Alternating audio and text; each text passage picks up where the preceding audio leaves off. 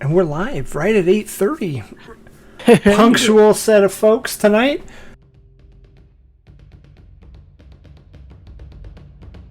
Let's go ahead and get right into it. We're going to run over some ads and sponsors real quick, get the business out of the way. So we are sponsored by Skull Splitter Dice. Been a sponsor of the show for a long time. Ty with his Skull Splitter set there. Yeah, if you're in the... Oh, here they are. Couldn't find them. If you're in the mood for some nice metal dice, I can promise you Skull Splitter Dice has some good quality, and you will never not roll metal again. Ever. Promise. You feel the weight of destiny in your hand. 100% true. We are also sponsored by Found Familiar Coffee, so if you're in the need of some coffee, I'm re-upping my order tonight. Yeah, I'm re-upping my order tonight or tomorrow because I'm out. And they're good people, good folks, good supporters of the D&D tabletop RPG community. They're always helping out the smaller folks like themselves and like us. So why don't we help them out too? So use the link down below or foundfamiliar.com/featherfall and get 10% off your first order. Last but not least is a new Wildemount sponsor. It's going to be our very own Ty with DM Emporium. Go ahead, take it away, Ty. How's it going? DM Emporium is basically trying to make a one-stop shop for everything that you could possibly want during an RPG session, whether you're sitting down, whether at a table where you got like everything from a Viking drinking horn to a little tiny flock you put on bases of miniatures, like everything in between. We've got paintbrushes, t-shirts, tunics, everything to make it just, add that little extra little tiny bit of version. It makes it totally worth it, and you can style on your friends. And so it's really cool, really fun. And so come and check it out. If you use the code FeatherFall, get 5% off the order, and 5% goes to building this lovely channel. So come check it out. It's going to be if you don't find anything you like, hit me up on Twitter, and I'll try to find that thing you're looking for. Because I mean, it's just me. Of course, I'm going to do that for you. I got you back. Clearly. All right, so that's the business portion. Let's go through the ads, or not the ads. We want to do that again. Let's go through the schedule really quick. So every Sunday night, we now have a programming. This last Sunday was the new Star Wars Force and Destiny campaign. It was a ton of fun. It's you take your nerddom to the next level, adding a role-playing game about Star Wars. So. It was amazing though. A bunch of fun people to play with. And then the opposite Sunday is going to be Curse of Strahd. So this upcoming Sunday is going to be Curse of Strahd. I think it's episode 11? 10. We didn't play last week. This week would have been 11. Yeah, we episode 10. We just got to Vallaki. So come hang out with us this Sunday night. And then every Wednesday we'll be here playing Wildemount. It's session 2, and the stream was riddled with technical issues last week, but this week, knock on wood, I'm gonna call it out now, we're gonna be a-okay. We all laugh because it's not gonna happen. Something's gonna go wrong tonight. Discord was down for 15 minutes at 7:30. We're like, oh no, session 2 ruined. But so all of the business out of the way, we'll go ahead and we're going to go around the table one more time because this is session 2. We just want to make sure everybody has the chance to introduce themselves. So if you missed session 2, go back to our YouTube or podcast. Session 1 is up.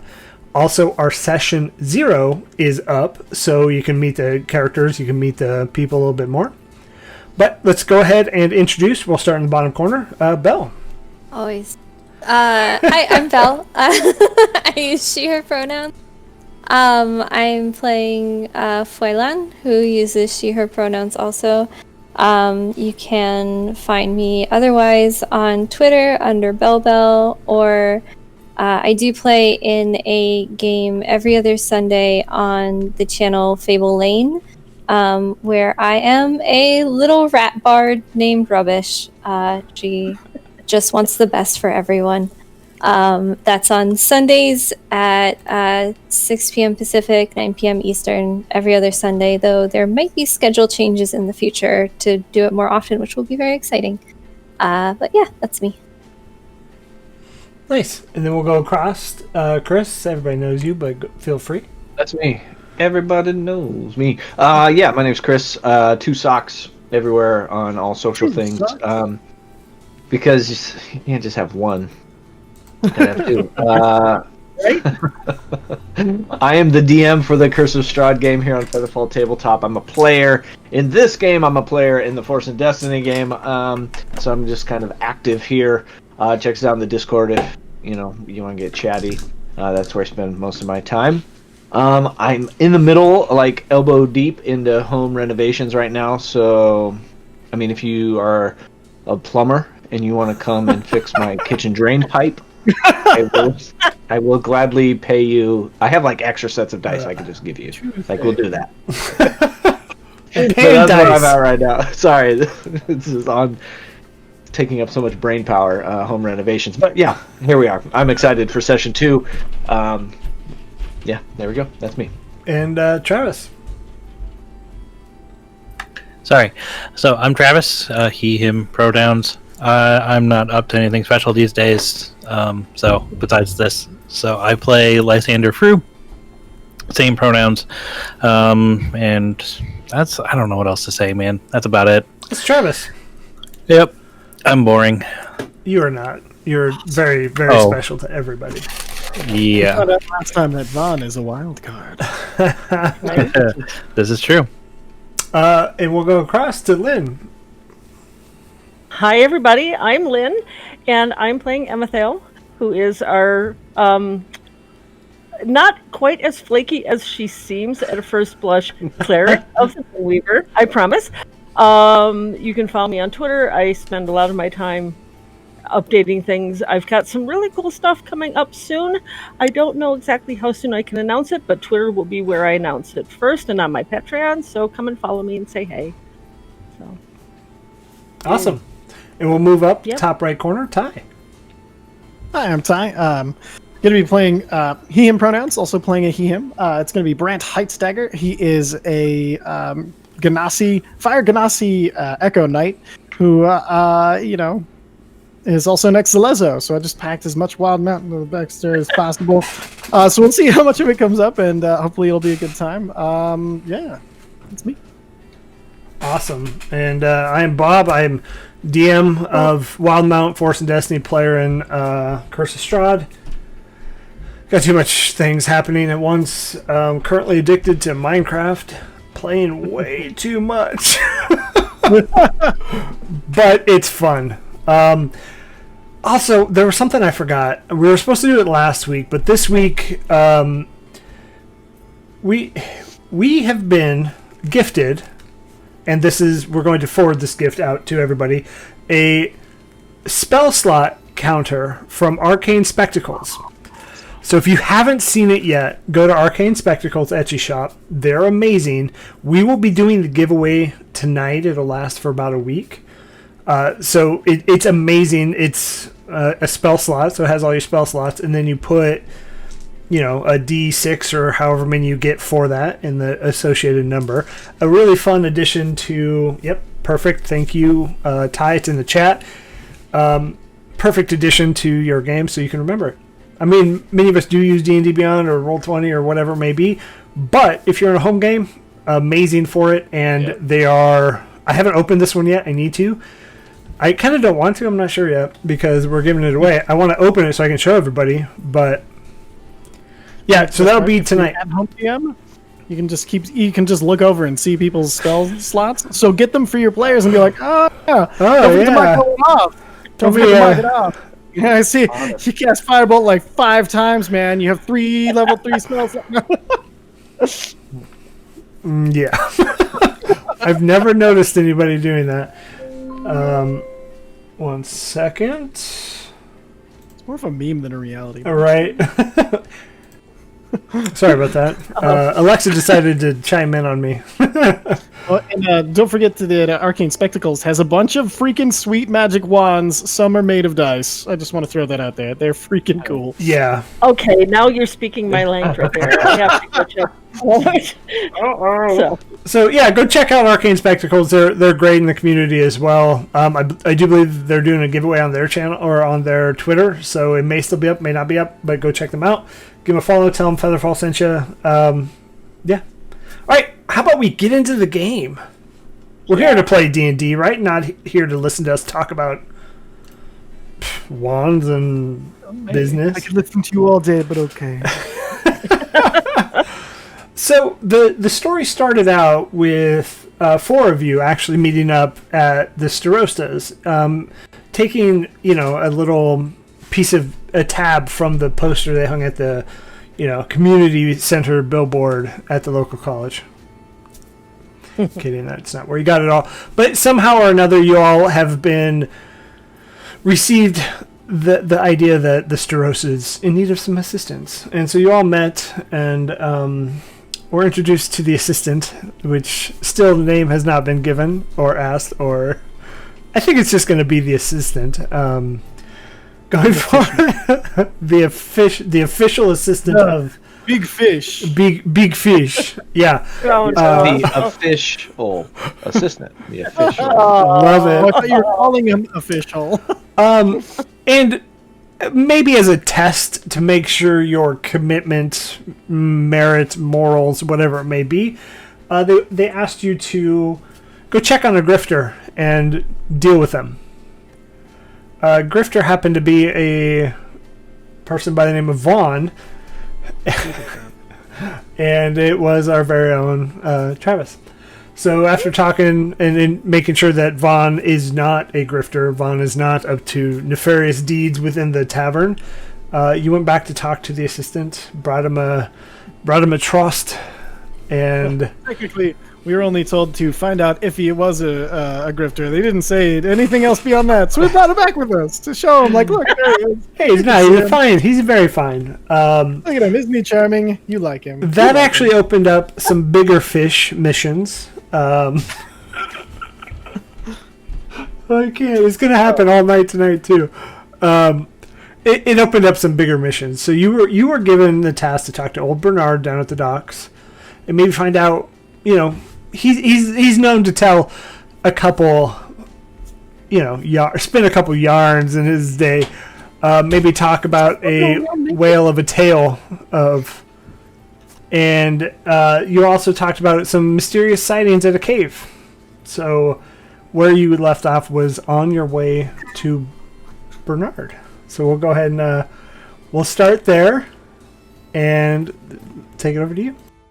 Well, I'm excited. I can't wait to hear the stories. So, If there is any truth to most old men's stories, then the world is a far more fantastic place than I have seen. But it will be interesting either way. how many? how exactly, crowded is it? Oh, go ahead. Exactly. No. How many people are we going to see on the docks? And we're going to have to dig deep for this, old Bernard.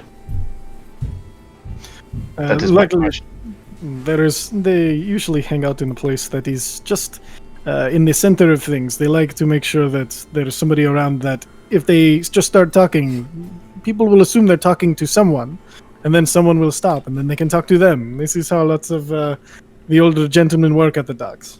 They cannot do the work anymore, but they love to be part of it still. We already thinking he is full of shit. No, actually, I found there is always a grain of truth, whether the grain has been built into a mountain or it is a mountain that has only, been shaved down a little bit to include them inside of the tale. That is where the skill in deciphering them lies. Kind of excited. And as you... So- go ahead, Belle. Oh, no, I was just going to ask if I believe we were given a sort of description of him. Old. Yeah, like old. Yeah. Old, Yeah. super long beard, Yes. possibly naked. That's right. And quite probably just the oldest person there. Okay, yeah. So hence sort of description. Yeah, I mean, he's been in trouble for public nudity because he forgot to put on clothes. So, as you approach the dock, it is pretty busy. There's a lot of ships that are, loading up in and out. You see a lot of people that kind of just stand around and watch. You see a lot of abled people, moving up and down the docks with boxes. And then you do see City Watch every once in a while, but not a lot. You don't see anybody right away that's just really old. Do we want to split up and? Well, let's. And I just go over and grab somebody by just kind of hail somebody down. Hey, do you know where old what's his name is? Bernard. Old Bernard, that's the one. No, sorry, I'm not actually from here. No, I'm not. We're just unloading really quick and then we're shoving off again. All right. Is there anyone close that you see that you know is from here, like maybe an official? Probably the City Watch. I mean, be a good place. All right, Jill. Thank you. Just have fun then. And I can walk over to one of the guards. Yes. City Watch. Hello. Do you know we were sent by what is his name? A little limey person, lots of paperwork. Oh. The store to talk to old Bernard. Do you know where he would be? I haven't seen Bernard out here today. Kind of looks at the sun. He's usually out here a little bit later. He Do does. you want to perform a wellness check on him? He does the evening shows down here. Well, I mean, he's usually here early morning to see what the fishers are bringing in, fishing off the docks, stuff like that. Then he'll come back later in the day to make sure, see what kind of fish they're bringing in from, the out on the actual lake. So, I mean, you're right in the middle of when he's just not here. I'm sorry. Do you want us to maybe go perform a wellness check since he is not in his usual spot, and then we can talk to him as well? Do you know where he would live? Yeah, well, a wellness check, I don't... no, I mean, it seems to be in order. You can if you want. And he gives you the direction to his house. It's not far from here. It's in the dock ward, which is kind of weird because there's not too many houses here. But it's, 5-10 minute walk. That's not bad. We can do that. So as we get to the door, Brant's gonna he's gonna go to knock. He's gonna stop. He's gonna take it around. He looks like, Amathael, there is. You look least like someone who will hurt this man. Would you mind knocking on the door? she feels a little flattered at that. Thank you so much. Okay, knock on the door. You hear Bernard. You hear some rustling behind the door, but no answer. Is there a window? Yeah, there's. So as you approach the house, it is in the dock ward. It's a lot of industrial buildings that are very clearly not houses. This house is a very small shanty of a house. It looks like it's been maybe at once it was built with actual building materials, but over the years, the weather and just slowly fixing what he could with the money he had or the materials he found, it's kind of turned into a shanty house. Probably a couple 100 square feet at most. Not very big. But it has a window or two. Tell him that we are here. We were sent by the city to investigate the strange stories that he's been telling, and we're here to help. If he's not ecstatic about that, then he's not. He's been getting more attention than I think he would. Okay, try again. Knock on the door. Bernard, hi. We've been sent by the city because we wanted to take a listen to your stories so we can investigate them. We're here to help. Huh? Do you have a few minutes to talk? I'm sorry. You speak up. I can't really hear you. And she'll. We're here to talk about the things that you've been seeing, the creatures. Huh? Open the door, please. So yeah, the door slowly creaks, clearly in need of some WD-40 or something on the hinges. And he opens it up. He has no shirt on. Very gaunt old man with a long beard, crazy hair. So he's not. Well, he has pants on. He just no shirt. But he has like crazy hair that just never combed, never cut, and is balding in the top, but it hasn't been cut anywhere else. So, and he goes, "What are you doing here again?" Your stories that you've told about the creatures that you've seen. I mean, I tell a lot of stories. Come in, I'll make some tea. You guys, and he kind of looks out at everybody. I don't know if I'll be able to fit everybody, but I mean, come on in, I guess. We can Thank stand. you. It was fine. And he We'll stand. turns around and kind of hobbles back. You see he does walk with a cane. And as he walks back to the second room in his house, the inside is interesting. So A little hoardery? No. No. It's just not a lot. So there's a couch with just 2 seats, a shoddily crafted table, and that's about it in this room. And there's maybe like a picture or 2 up that somebody drew. And then as he walks, as you can see back into the back room, he sees a kitchen, and it's not very livable. But he starts his tea going, and he comes back. He's like, "So you wanted to hear my stories?" Yes, very much.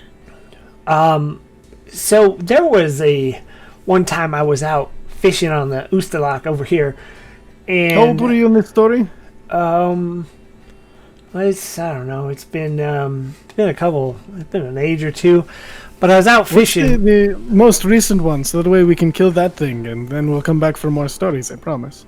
Right. Well, I was telling a story this morning about, he's like thinking, kind of rubbing his long white wizardy beard. I was telling stories about you know that guy down at the tavern. Yeah, I mean over This here. And I'll point to. I don't. Lysander. You're talking about him. No, I don't know this guy. He sits Well, in this is Lysander. Oh, very nice to meet you. I'm Bernard, and he kind of, holds his hand out to you. I'll shake his hand. And he goes, Lysander. well, no, at the Nestled Nook. Have you any of you folks been there? Yeah, we've. Well, I trust there is there's one of the best in town. Yes. Yeah. For sure it is. But there's a small feller. Yorda? No, that's the owner. No. Small fellow. Yeah, halfling, gnome. Perhaps we should let him finish and not answer or guess what he is about to say. I think we can guess. I like her. But no, the fun out of it. It was a small folk, and to be honest, I'm pretty sure that one isn't a cult. Cult. What kind? I mean, sorry, I don't want to guess. That was a question, though. It was a question. What kind of cult? I don't know. The ones that just. Well, is there a specificity? I'll continue. Well, no, I'm guessing, okay, because he walks around with a hood on. So can I. But do you see what I'm saying? Okay. Then there was one where there were these monsters. They were.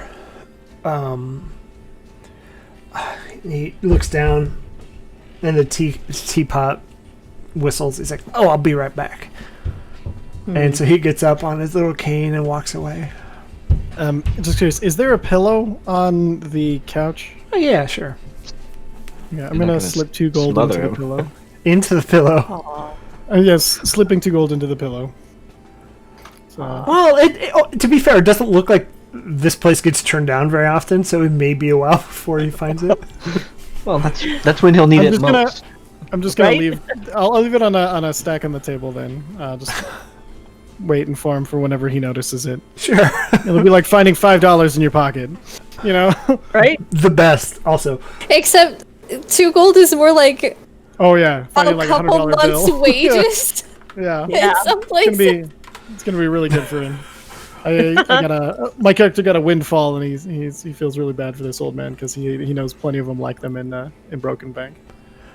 I think Emethel just sees that and kind of gives a discreet little of approval, like, yeah, I see that. That's cool. Travis, you slide a hand at it, you grifter. No, I don't. It's surprisingly he's gone for like 5-10 minutes. Still hasn't come back yet. I think he forgot we are here. Everything okay, Bernard? Oh. Gotta go check on him. Yeah, no, I'm just finishing up the tea over here. Okay. Do you need any help with anything? Oh, no. It wouldn't be polite for me to have a guest. I mean, you're my guest. I don't get many around here.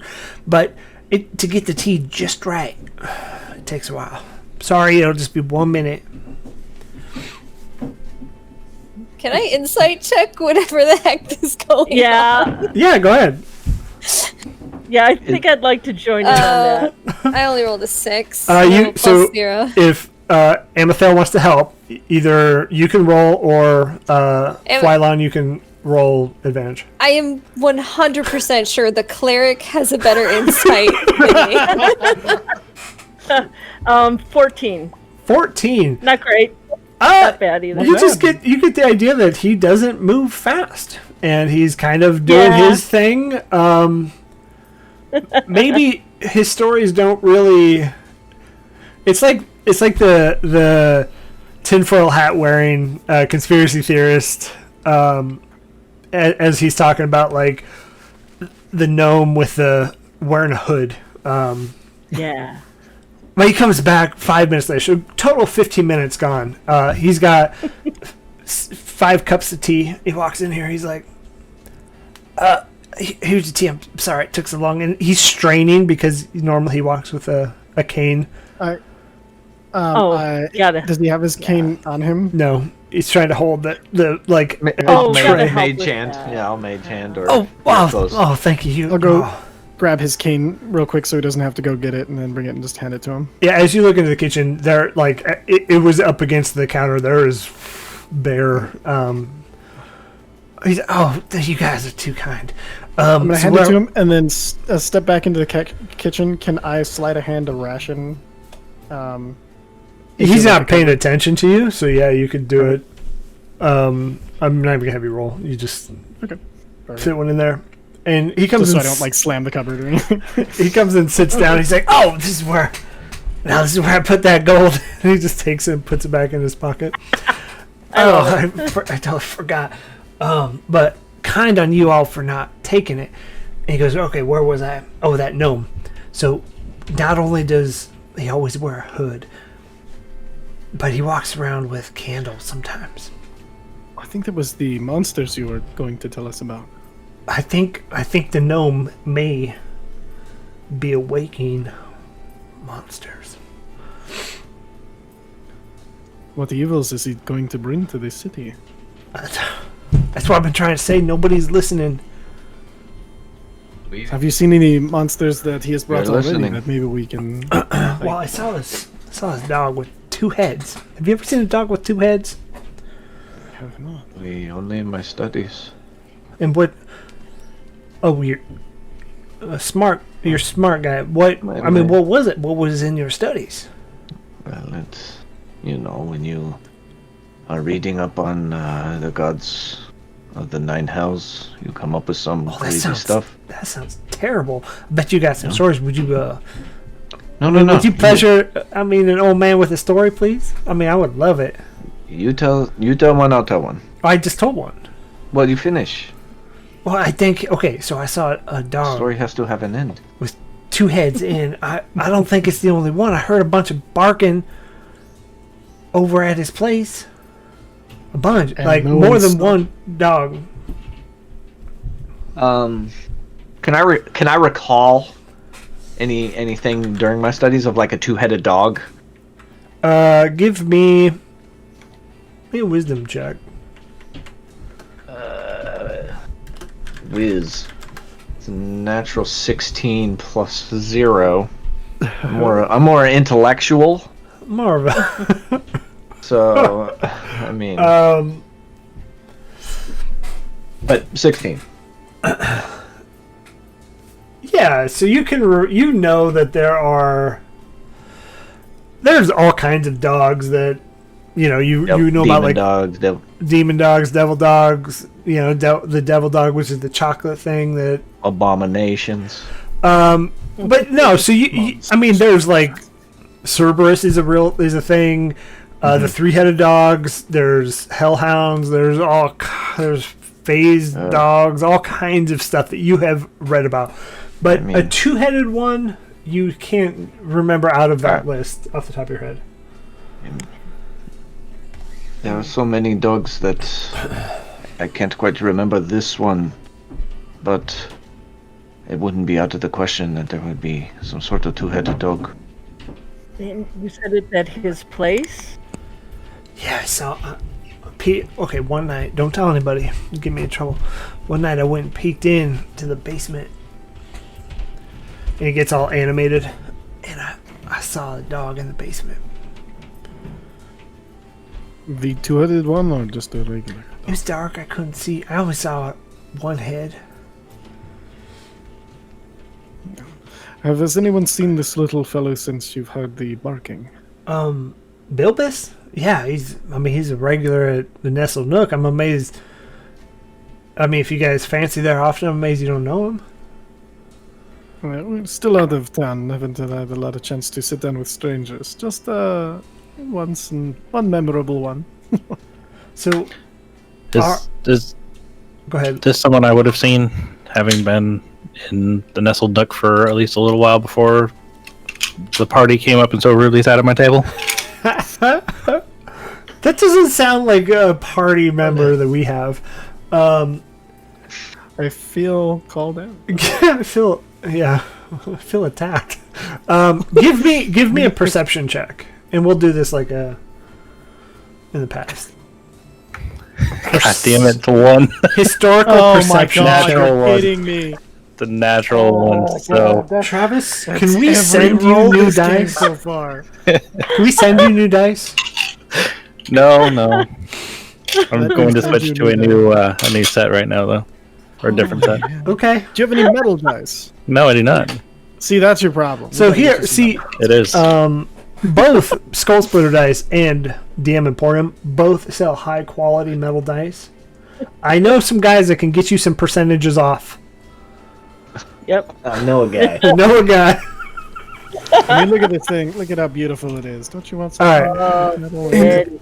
And so he kind of leans in. He's like, "So, would you tell a story for an old man?"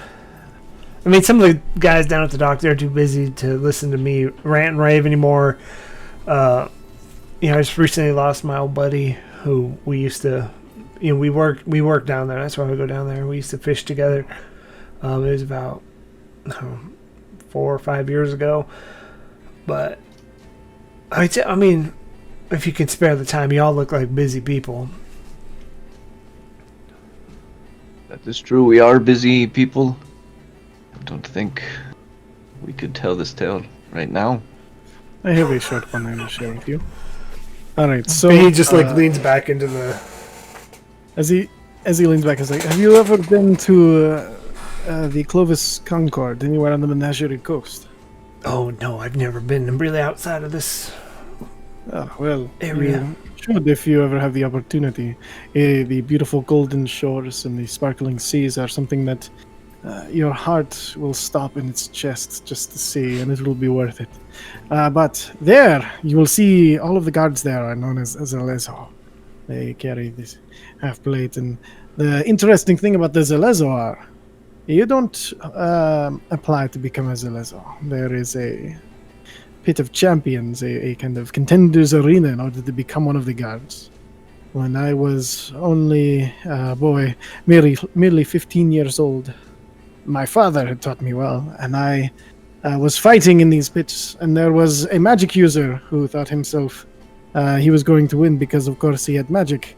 And unfortunately, the Martial Colosseum was not going to be up for another year or so. So I claimed that because of my Ganassi blood, that my weapon was my magical focus, and I beat him with a glaive until I won.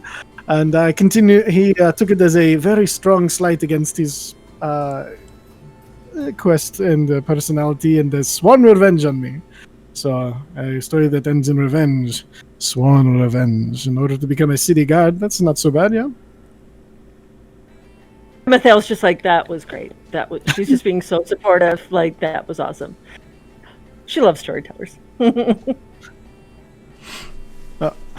So I hope that this is worth your story for a story. So thank you for your time. And Mike. you look over, and he is like not awake. That sounds right. Very well told. Killed him with your story. I've done worse to for less. I don't want to wake him up, but I feel like we need to know where his basement is. Like, is it the basement of the Nestled Nook, or somewhere else? I don't know.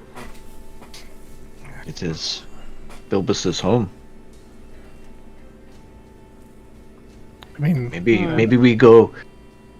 I mean, I feel like we have been walking up and down these streets. Maybe we go to the Nestled Nook. We find Bilbus. We follow him to his house. Yeah. You know. and we See what is happening. or we can just ask the bartender at the Nestled Nook to see if they know. Yes. Yoda likes us, I think. Hopefully. Okay. Well, Amethel will be very quiet so as not to disturb the old sleeping man. She gathers herself up. Puts And then check his pulse. Yeah. Make sure he's not dead. Are you going to? Yeah. Give me a medicine check. Oh, Is he alive? I can help with. He three. needs attention. I'm kind of like looking for a place between the beard and the skin. She's like, no. I think I got get him this. here on the cheek. Amethel's no. just like, that's not where. Oh, no, that's not where you check the pulse. Okay, so she'll go and check the pulse. Kind of like I'm peeking in a little bit. Oh, It's like when you stare at your pet for a while. yeah. Going like, are you breathing? 19, is that what you said, Lynn? 19 on a medicine check. Yes. He does not have a pulse. Oh no. Brent, you're done with story time. I mean, what do we do? What was in this tea? I did not touch it. We have to go inform the authorities then. Yeah. I think he went out on a story, so Hopefully a good way to go. Out of curiosity, did anybody tinker with his tea? I mean, like, I'm just like, he didn't look that bad off when we walked in, and now he is dead. So it's just like sniffing. Is there poison in the tea? You know? Has anybody drank the tea yet? No. I don't think so. I think we were just listening to stories. And to be fair, he didn't have a cup of tea, so he only brought out 5. Okay. All right, so it's not that. So, all right. I mean, he's Wow. an old man. Well, I know. It was just so sudden. Did he put the 2 coins? Did he put them back on the table? No, they're in his pocket. All right, I'm gonna fish out the 2 coins and put them over his close his eyes, put them over, and then he's gonna take out like a small thing from his pocket. He's gonna try to keep it concealed, and then he's just gonna kind of like pass it over the head and be like, "And this too is a change, a change." And he puts it back into his pocket, and he kind of gives a nod. "I will return with the authorities. Keep an eye on him." And he's just gonna go straight to go find a guard. Amethyll's meanwhile switching into more of her, cleric mode and appreciates the gesture that she just saw done for the old man. So, Okay. Anybody else want to do anything while Brant is going to get the City Watch? So he didn't have his own glass of tea, you said, right? Correct. I'm going to sit down, maybe on the floor or whatever, and just take a sip while we wait for Brant to return. It tastes really good. It's some of the best tea you've had in a while. Clearly that 15 minutes was used well. he knew how to brew. Can I just do a sweep of the the kitchen and the house, just to kind of, I'm suspicious because he was talking about like vaguely paranoid reasons for suspecting someone was a cult, but then he did like stare into someone's basement he suspected of being a cult. So can I just like do a little sweep to see if I can find anything amiss? Sure. Give me an investigation check. Wait, Sure. Foilan, wait a minute. As she's going to step away, I want to follow. But I'm going to touch your shoulder. Is that okay? Yes, that's fine. Yes. So I touch, and I'm going to cast Gift of Alacrity on her. And you see like an image of yourself, like an outlined image, like zoom out of you, and then turn around, come right back, and back into you and reabsorbed. You can add a D8 to any initiative roll within the next 8 hours. So. Oh goodness. 8 hours? That was a little strange, but thank you. When time comes, you will thank me. It will help. And I'm kind of like I just lurking over your thanked you. shoulder and heading that way. I already thanked you. That is a total of 19 Yeah. investigation. So you find he has a lot of books. In his kitchen, instead of food, he has books. So in all the cupboards and cabinets, it's just books. He has a little bit of food. He has the rations that Brant put in there earlier. Maybe a week or two's worth of food stored away. But other than that, it's just books. And then there's some like hastily drawn journals. He has food for the mind.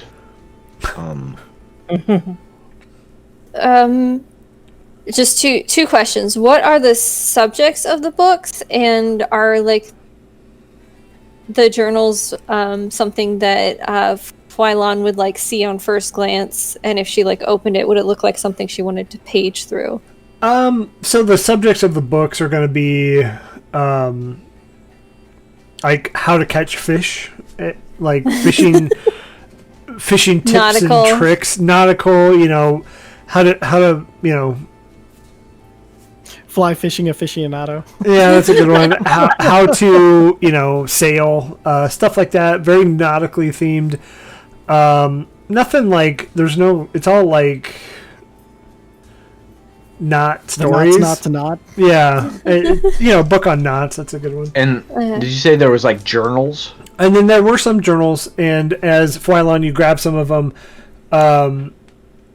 It's all like his thoughts, or his things that he's told people.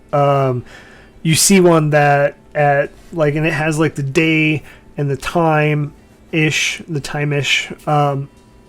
it has like Mrs.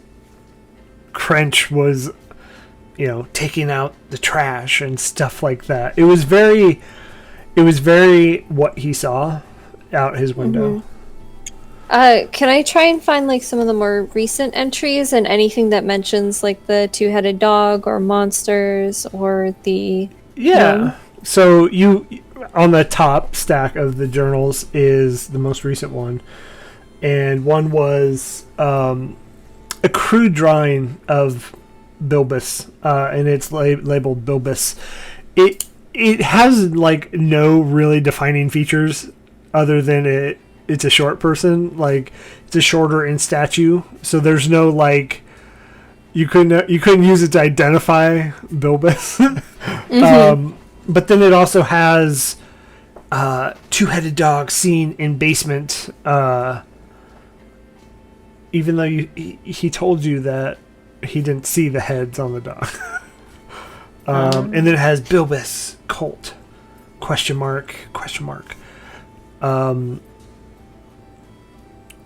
What is the significance of the candle? That's pretty much all on Bilbus. The mad wanderings of a senile man. Maybe senile, but like we were saying before, there might be some truth buried in there somewhere. So It's true. Should be something easy to determine. We just need to find this Bilbus. The next clue. I'll put the journal back. There's no reason to keep it. Yeah, Wipe off for fingerprints. Yeah, I'm very worried that the Trust Wall guard is going to dust for fingerprints. The B guards. crack CSI team over there. It's tiny.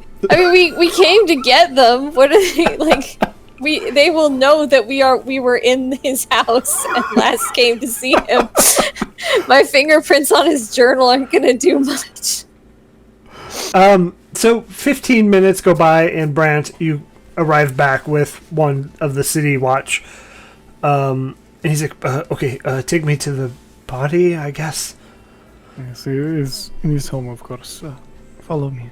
Poor Bernard. I mean, as much as he ranted about everything, he was a good guy.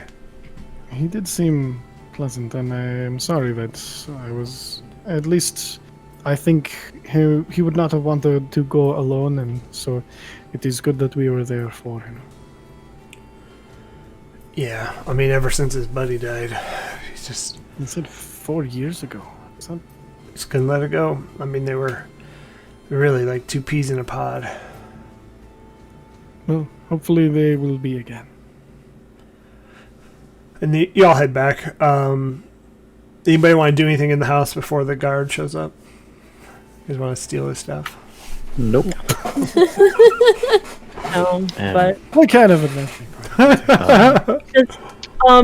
did he have any sign of any sort of religious inclination anywhere? Not that you could see. Okay, so just quietly, before she leaves him, Amethyl will just, whisper a blessing from the Moonweaver into his ear and just, bid him well into the next adventure. And the guard, he shakes all of your hands and he says, "Thank you so much. As your friend put it, he would not have wanted to go alone. I guess he is in a better place now."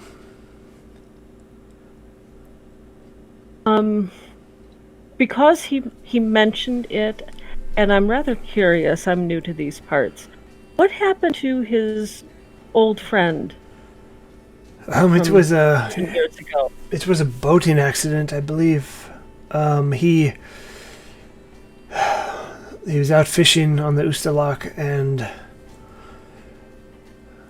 I guess somehow the boat capsized, and Bernard was the only one to come back. So just one of those things that happened.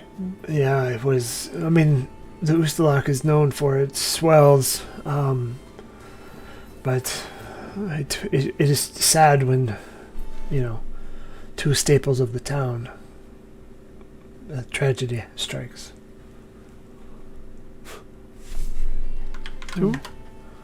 On to Billis. Well, I mean, Bernard is the other one, right? Oh, right. Yes. Okay. This campaign is going to be riddled with fish from here on out. It is. Okay. All right. So Emethel thinks like she's got enough to go on right now as far as Bernard goes. But... And you can see the city guard is doing his best to, make him comfortable and get everything prepped. He's in good hands. We should probably move on. Yes, I agree. Thank you all again. Safe travels. To you as well. All right. So, back to the Nestle Nook. He turns back to the guard. Do you know who or where Bilby lives? Bilbis lives. Bilbis. I don't know where he lives, but you can find him probably at the Nestle Nook. He's a regular. Thank you. Any weird things coming from him? Oh no, he's very nice. Okay. May I ask how long has he lived here? He looks around. As long as I've been in the City Watch. I mean, it's a small enough town. We all kind of know each other. 5-10 years. Years. Oh, I've been in the City Watch for 10 years now. Good. Career. Pays the bills. Okay. Okay, thank you. Okay. Thank you. Thank you. All right. Okay. Lysander. Yes, sir. Do you believe in destiny? Or like, not destiny, but like a swan song, or fulfillment. I'm just trying to place old Bernard into a category. Was that his, like, telling that last story to us, his swan song? I don't know that I've ever really entirely been sold on that idea. I think life is just kind of what we make it. Doesn't necessarily mean that somebody's last actions aren't important, but I don't think that it was necessarily written that would be his last action, if that makes sense. Yeah, I think that makes sense.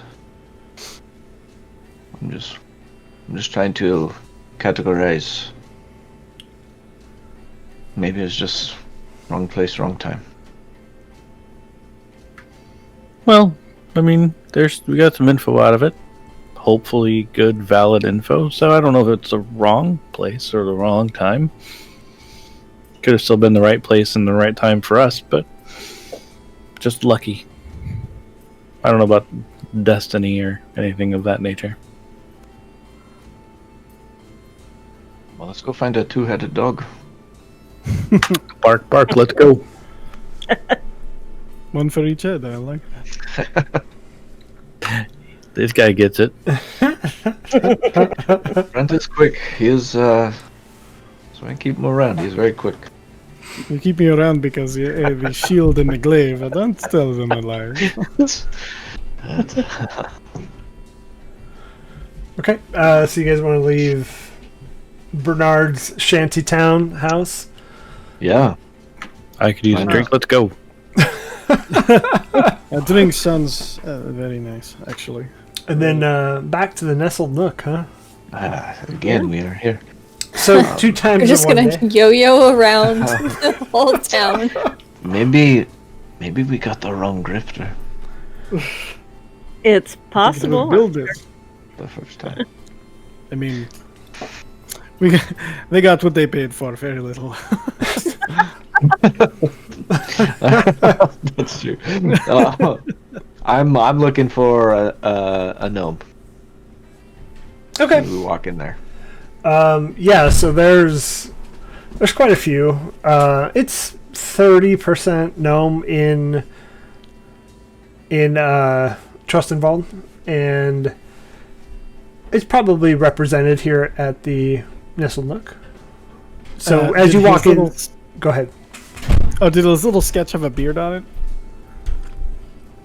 it? No, it had a very fine mustache. Perfect. Then, I'll be looking for that mustache. And a hood Right. and a candle. Yeah. May not have those two things while he's inside the nest, but you never know. So the bar itself it's getting to be the workday's end, so it's like late afternoon. And so there's a little bit more people in here than when you went to come talk to the Vaughn Lysander. Tables are full. But you do see 2 gnomes at the bar. You see a table with a gnome and a dwarf and a human. It's a joke, old joke. They walk into the bar. Do they walk in together? But yeah, and then there's some gnomes sprinkled about as well. Any with a cool mustache? None with a cool mustache. Lean You into don't Brant. think Well, what if we come in and we yell fire? Like then everyone will run. That's no, the no, thing. no, no. Hey, Oh, they think Wait, it is me. what- That is the joke. no, we are looking. We are looking for Bilbus. His house is on fire. I was thinking You need to actually go. a simpler plan that would not worry them so Ah. much, and we could interact. Say that we heard Bilbis was quite the drinker, and we would like to challenge him to a drinking contest. By we, you mean you. If someone must step onto this explosion, it will be me. All right. Oh yeah. Let's fire this up. And you forgot one thing, and he kind of calls everybody else over. So we are should thinking be- maybe challenging, saying that or I will say I heard Bilbis was quite the drinker, and challenging him to a drinking contest. This way we can find out, if nothing else, who he is, and then at worst I end up being drunk under the table by this Bilbis. I'm not a regular, and I do know the reputations that regulars can have in these parts. But we have nothing to lose. Is this acceptable, or is this too outside? You just want to go in and yell for Bilbis? If you do this, it could give us a chance to scrutinize how other people react to the mention of the name. This is true. So, I just now, know if it that. turns out that he doesn't drink, you're in trouble. But Well, if nothing else, he will be like, "I don't drink," and we'll know who he is. right. Well, that's true. But I mean, as far as okay. And if you do get him a little drunk, then maybe he'll talk. So, okay. All right. Here I go. Make sure, if you want to all file in before me, I will pretend to be by myself. As you see people entering the bar. And Sorry, I exiting was the doing this like just outside of the bar, not in the entrance there. I will head in. Okay. On my way, I'll go in as well. Is there? You said that there's like all the tables are full. Are there like places at the bar? Yeah, there's a spot or two. Not a lot though. I'll file in last, so I'm not forced to drink something. Outside, Brant will take out a small flask. He's gonna take just a barest sip and swish it around in his mouth, and then he's gonna kind of spit a little bit into his hands, and then kind of like just do some quick dabs, Gross. so it smells like he's been drinking like heavily, and he's going to like wipe it clean off of his armor, and he's gonna take like, and he's gonna push open the door. He's like, I've heard, I heard there is a bulbous here who is quite the drinker, and if he thinks he cannot drink me, he is sorely mistaken. I have come here to challenge Bilbis.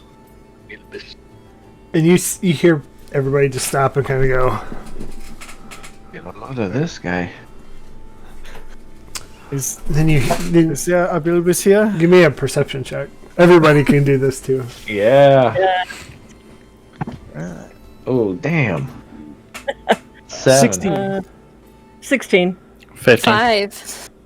Okay, so Amethyl and Brant and Lysander, you do see a table where one of the gnomes kind of is hitting, a female gnome is hitting a male gnome. He's like, that's you. And Bilbis is like, shh, I don't know this guy. As I turn to him, I was like, I will be the one who plays for the drinks if you will drink with me. Are there empty seats at this table? Nope, and they're like just now face down into their drink, like ignoring. No, it's going to be fun. There's no one who likes drinking games in this town.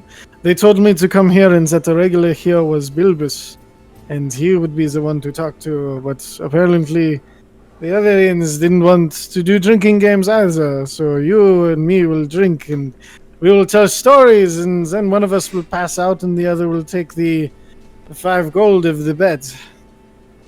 Yes? No. Yes. I don't know. And as you look, he's drinking water. Oh, I have been lied to. This is you're drinking water. This is What? I'm sorry, but what can I do for you? I was told you were a drinker. You were a regular, the nestled nook. So I thought, I mean, yeah, I come for the company. We all worked together and got off the shift. Oh, it is. You have to. That is disappointing. How much have you had to drink, sir? Not enough. And he's like, and he raises his hand for Rhoda. One Trost over here, please. He's like, this one's on me, but I mean, no need for competition. All right. Well, and then in that case, I know there is no seat, but I would be interested in. You know the town very well, yes? I've been here for a couple years, yeah. Okay. Heard there was good work in the fields. In the fields, that I've heard is it always like this, or is it mainly because the festival is in town? I mean, it's really busy with the festival, but the Nestled Nook sells a pretty good beer, so. And it is quieter most of the time. That is good. It seems a wonderful place to spend time in. You should hear what the crazy old man at the docks is yelling. Oh, He is no. Wait. Are you talking about Bernard? Yes. That old man has. Name. I'm sorry if I seem a bit miffed here, but that old man has said that I'm a part of some cult or something. So you have heard it. See, he also said you were regular. I had to here. talk to the That's why I was Starosta about it. I will drink him under the table. I had to talk to the Starosta about it. It wasn't fun. Oh no, it is a serious problem then? I What mean, happened? what if I just accused you of being in a cult? Would that go over well? Because of and he points to his fiery bits. He's like, I get accused of lots of things, so I know exactly where it is coming from. The older people, they are, if you look different from whatever they are as old, they're always suspicious. He said it's because you wore a hood. He's like, yeah, I mean, It working rains, right? working in the fields it's for the weather. I don't want to. And you look at his head, and it's just no hair. So he's like, I don't want to get a sunburn. I have the opposite problem, and he points to his head, and it's fire hair. While this is happening, now that he's mentioned Bernard and the cult, can Amethel just make an insight check on Bilbus and his companion? Yeah, absolutely. Just she's really curious about how all that is playing out. So that's a 17. Perfect. Yeah, because Brent is desperately hoping somebody else is paying attention because he's trying to play this to the hilt. A 17. You get that he is. You feel like he is being very truthful. He has a very peaceful demeanor, and it's almost like he's doesn't want to be shouted out in drinking competitions. He doesn't want to be in that limelight. Okay. So did does he seem like he's being truthful Yeah. about okay. About the cult, All yeah, absolutely. Yeah. And he goes, well, Bernard's done. I understand he's a part of this town and everybody loves him, but I mean, some of the. Does that mean that there is no two-headed dog to see, or either? That is, Well, and then he shifts a little bit. He goes, that is truthful. But I know some of the stories have been that they're in my basement. That's not. Why would you want a two-headed dog in your basement? Well, it was a part of the cult. It fit the story. But right. so it was in a basement, and this was stories that we've all shared at this table. But I haven't seen them. But some of my friends were working at one of the local farms, and in the basement they said that they did hear dogs and that they were very rough. Nobody here would check it out. We told this to Rosta, and she said she would send somebody to it. But those are just stories, right? Well, I mean, you said you had it in your own basement, correct? Oh, no. Not in my basement. Oh, sorry. The stories, so where would it be? I mean, we will go help these people if maybe they have trapped it there and do not know how to deal with these things. If they are merely wolves, they might need help. Well, it's right out of town. So it's the first big windmill out of town in one of the grain. He's like the grain storage rooms. All right. But in the basement, the door has been shut from what we've been talking about. But and he kind of looks around. And he goes, "It's just you. I don't think you could do that." Oh, and he points to his glaive, and then to his sword, and then to his shield, and then he produces a little fire in his hand, rolls it across his fingers like a coin, and then makes it disappear. And he's like, very impressive. And he pulls out his little dagger. He's like, "See." Yes, he is. Well, the thing is, if I cannot have a contest to keep the night lively, the day lively, then I might as well go be of some assistance. I'm sure I can find others along the way who feel the same. The festival brings out this energy in people. You must have seen it, if not seeing it from me. Yes, that is fair. I mean, it is harder and harder to get a table around here. But I can assure you, I can assure you, no cult. But dogs may be real. Dogs? Did you see it by any chance? I did not. Someone who did. I mean, it's the stories here, and I'm sure they've been embellished. That telephone game where one person tells it and then the other person tells it, but bigger. It's a game. It's not a real telephone. What is a real telephone? It's a new invention. Yeah, just in Trust Involved. The best way to put rumors to bed is to put them to bed yourself and not wait for other people to do it. So this is something we will go and do. Well, it sounds like you're a much more courageous person than I am. I'll just courageous, no, foolish though. That is something that will him hold of. Bilbis, I would buy you a drink, but I think the water here is free. Oh, it's fine. I bought you the trust, and Rhoda finally, Yorda, not Rhoda. Yorda finally comes over with the trust. And you could tell Yorda's been working pretty hard, just trying to keep beers full. Oh no. Thank you very much, Yorda. And then he'll go ahead and drink, and then he's like, all right, so I will finish this. I apologize for interrupting your evening. You're clearly having a after-work party, and I've fouled it up, but I appreciate your... Oh, it's not a big deal. It's nice to talk to people and let them know that I am friendly. I'm not in a cult, I promise. Old men and their tales. If they are not written down, they are no longer stories, but that is okay. Thank you for your time. And then I'll go to the bar and sit next to one of the party. Is everybody at the bar? Or? I think Emma's up there nursing like a fruit juice or something at the moment, you know.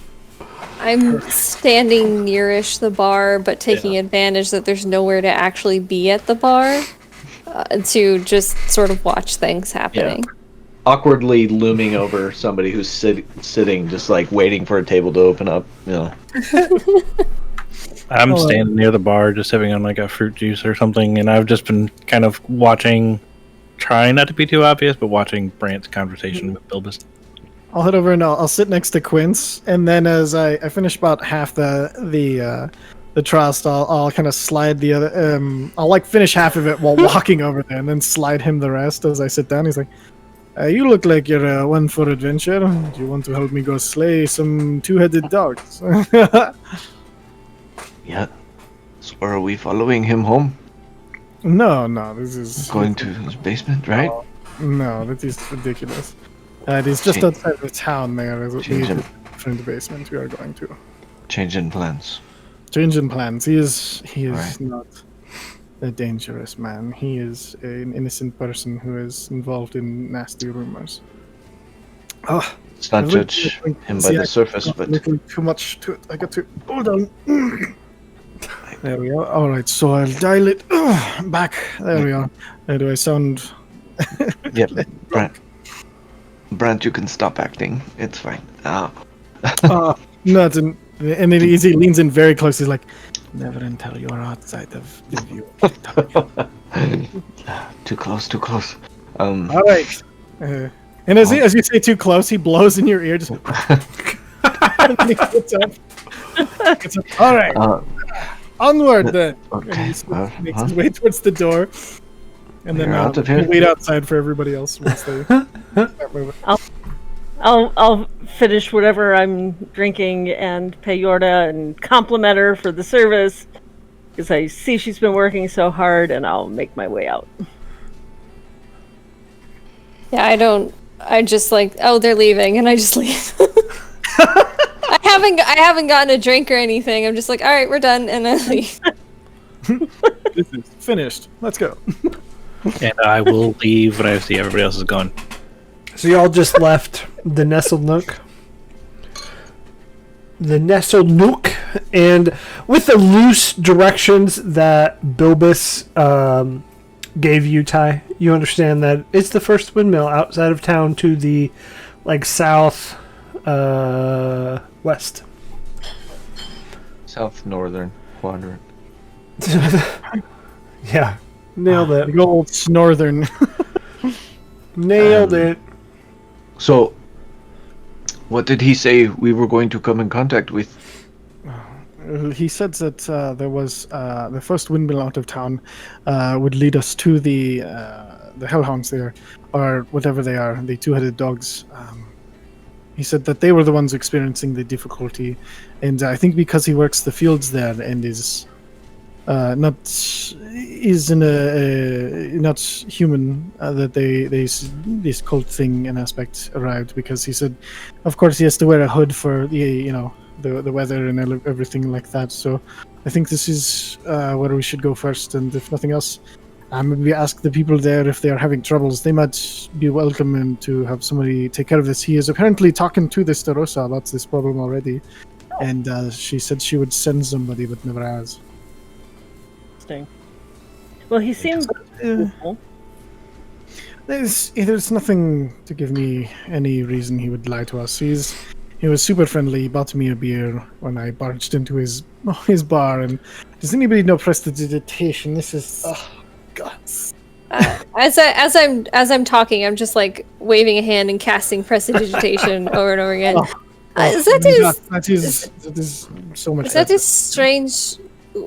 You would think the Starosta would mention this instead of sending us first to Old Bernard and then go to Bilbas, and then Bilbas sent us out here. As a Starosta, if you were to hear both stories, you'd want us to check out the both aspects of it. So to see if Bilbas is the one who is lying and part of the cult, maybe you want to find that information out from Old Bernard first, and then go to check out the rest of it. It makes sense to me. Wouldn't you give all the information that you have if you want this problem solved? This man that we are dealing with is so far infamous for leaving out the information that he has. Seriously. He does not seem to like us too very much. It seems suspicious to me that this person. I can agree with that. The only thing is, the Bilbis was so earnest that, while we can follow him home sometime, I feel like I would rather check this out. He feels there's something in my guts that lets me feel that we're on the right path with the mill. And besides, Bilbis, if he is a regular there, he will be there for quite a while. So if there is nothing there, we can come back and yo-yo, as you say. How far do you think this will be? Like, how long do you think it'll take us to walk there? It's like an hour and a half across Charleston Wall. Okay. I've been sitting after everything trying to prepare for this. It's about 2 hours. 2 hours, okay. Okay. All right. I am going to cast Mage Armor, because it sounds like we're getting into some shit. Yeah, I might as well also. You see a sheen go over my body, just kind of flicker in and out, and then, yeah. So I'm now Mage Armored. When I see you do that, you see the same visual flash across me as well. As you do it, I turn to Gwen. I'm like, seriously, I'm telling you, you do push-ups, do 10, 15s every day. You can just wear the armor. You will not have to worry about using a. Either way, you should teach me this one. It is. I can just touch my shoulder, and I am now armored. Yes, I see. You've done the brain push-ups. Many hours. Anyway, I have not. I'm ready. It's been a while since I've cast any kind of destructive spells.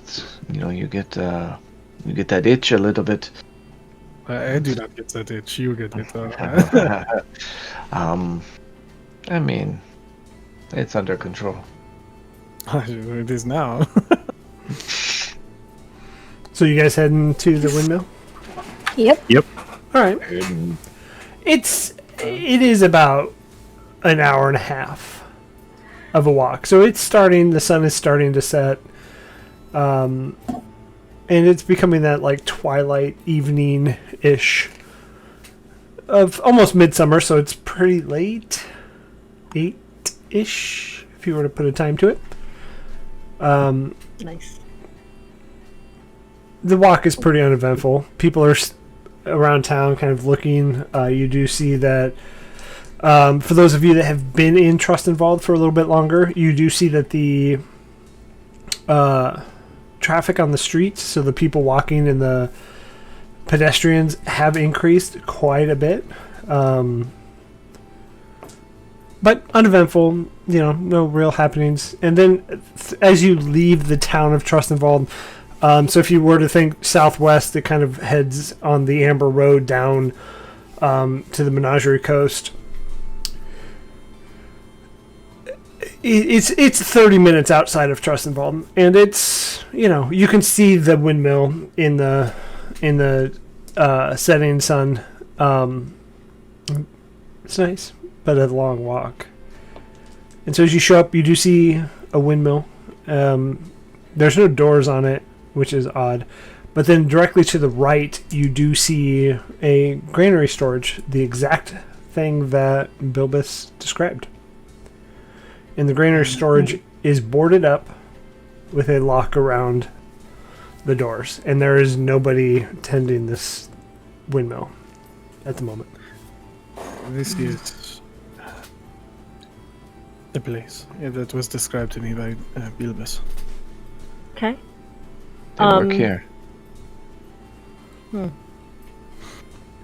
I think, and the dog is supposed to be where exactly?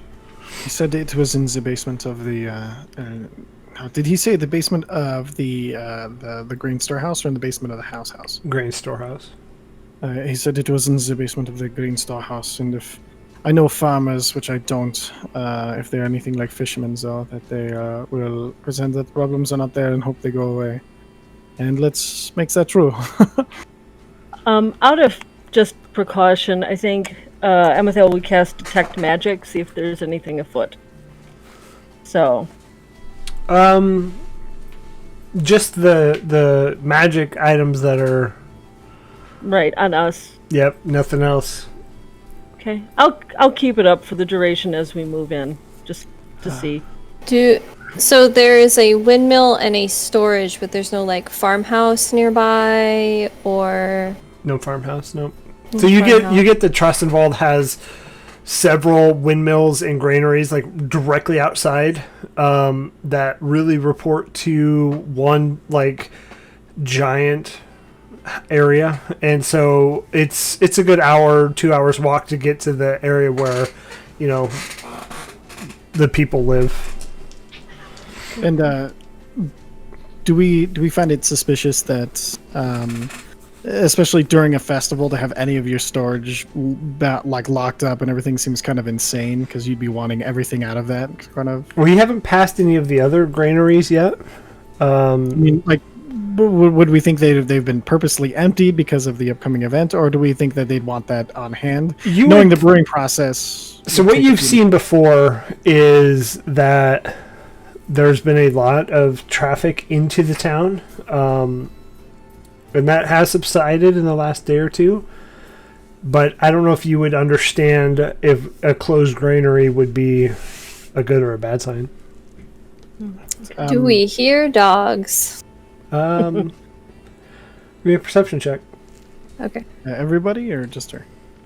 Everybody can if you want to. Everybody should, because I got 6. Natural 20. Ooh! Nice. There we go. It's happening. It's happening. 15. Yeah, 19. So.9. And 9. 9. I wanted to call you Dryce, but other game. So 19 into nat 20. You don't hear anything. Knowing that Quince doesn't have dark vision, I'll summon a flame in the hand with reach into the flame so that way he can see. I can cast light and I'll. Yeah, that's a little. I think that is a little too Actually- much. Trying to make it keep it subtle, but okay. Yeah. Right. So actually, how many of you need help seeing in the dark? I'm perfectly fine. I cannot see. Cannot see. I could use help. Okay, so I'm gonna use my Eyes of Night ability, and so what that lets me do. This is part of being a Twilight. I love it. So not only do I have dark vision with no maximum range, so I have no problem, but I can magically give the benefit of dark vision with no maximum range to any number of creatures who are within 10 feet of me. The downside is it lasts for 10 minutes. I can do this up to 3 times. Wow. So anybody who needs it, you've got it for the next 10 minutes with That's no pretty sweet. range limit. Perfect. I mean, if you have no limit on the amount of creatures, I'll take it. Yeah, yeah. least- Any like Shades of red when I do it because of my innate bud. So having the full color would be probably pretty beneficial. so yeah. So you can all have the benefit of dark vision with no maximum range for the next 10 minutes. So that is something very interesting. that's- Very cool. Things just got brighter. Thank you. Thank you. It is almost as if it is day. This is a very wonderful thing that you are giving to us. So as you everybody's sight is illuminated, you see that the granary is closed up a little bit heavier than just the chain around the door. You see that there are actually boards that are hammered. Afraid of the grain escaping. Who knows locks? And he kind of points to the lock on the chain and everything. It's the grain escape. Sorry. Oh my god!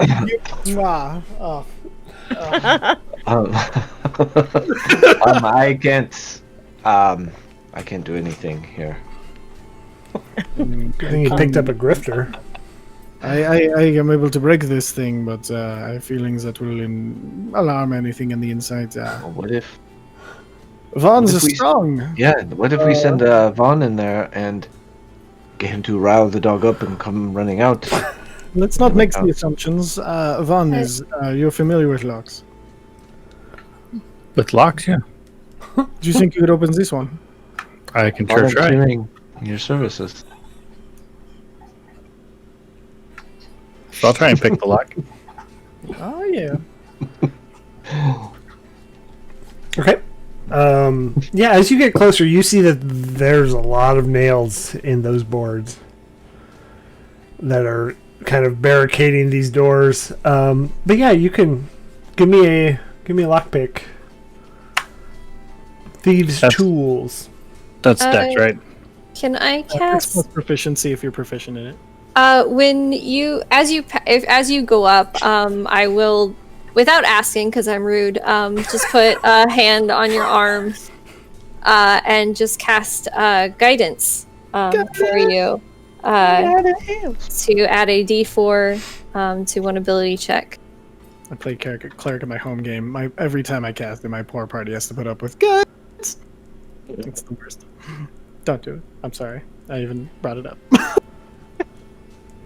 That's 17. Yeah, it's a pretty simple lock. It pops open. Chain falls down, easy enough. Easy peasy. All right, then that gives care of one thing. Looking at the nails and everything, does anybody have a hammer or crowbar or something that I could? Or I could just. And he I grabs. pull out a crowbar. Oh, there it is. Okay. I'm gonna see if I can just pop off some of the nails. How many are there? A lot. There's probably a 20 per 15? board. Okay. So in that case, I'm going to just use the crowbar and see if I can just get behind the board and pop it all off at the same time. While he's working on the the boards barring the door, I'm just going to set up a couple hunting traps behind him, not far enough that he might accidentally fall into them, but behind him. I will try very hard to jump over those. That seems a good idea, though. I like where you're thinking. And then I jam it in there. Yeah, give me a strength check. Straight strength or athletics? Straight strength. Straight strength. That is 19. And so you get your crowbar in there, one board, and it goes, and just that sound of the nail, releasing. And then all of you hear as things are moving behind the door. Well, not behind the door, within the building. Brett looks back and he gives everybody kind of a smile. And he's like, sticks it in the other side and sticks to pry the button. And we'll use the same check, and you can pry that door. As you pry it, the door just kind of opens just slightly. Can I ready a cantrip? Sure. All right. Oh, before as I get it ready, I'm gonna pop my echo next to the door, next to me, and then it's a dirty 20. Yeah, you get it easy. And the door opens. Nothing yet. Instantly glaive. Yeah, little doggies. There is a steak here for you. I'm thinking you're wanting to come and eat this. And can I inside, since I have dark vision, do I see like grain? What do I see? Yeah, so you do see the top floor, bunch of different sacks, different cats and wives. Different just sacks of grains in there. You see some hops in there. Various things that would be stored in a granary. They look like they may have started to spoil because this has been closed for so long. He's gonna walk past them and he looks over the hops. He's like, "I will be back for you," and then he kind of walks carefully in. Brant, before you go in there, and she just does what she saw her companion do and just touches him. Oh, You have advantage on your next initiative check. wow! Something wonderful. Thank you. And he's gonna go further in and then see if I can see a cellar door or something like if it's a trap door, if it's a basement door with stairs. Yeah, so the top floor, and then immediately on the back corner is, like, facing you and going down would be a stairwell. Can I see down to it to see if there's a is it a spiraling staircase? Nope, or is it straight down. All right, so I'm gonna turn it. So there's a stairwell that goes down. Do you want me to try to pull them out and we fight them in the open, or do you want to keep them in this room and fight them here? And up the open. Is the open?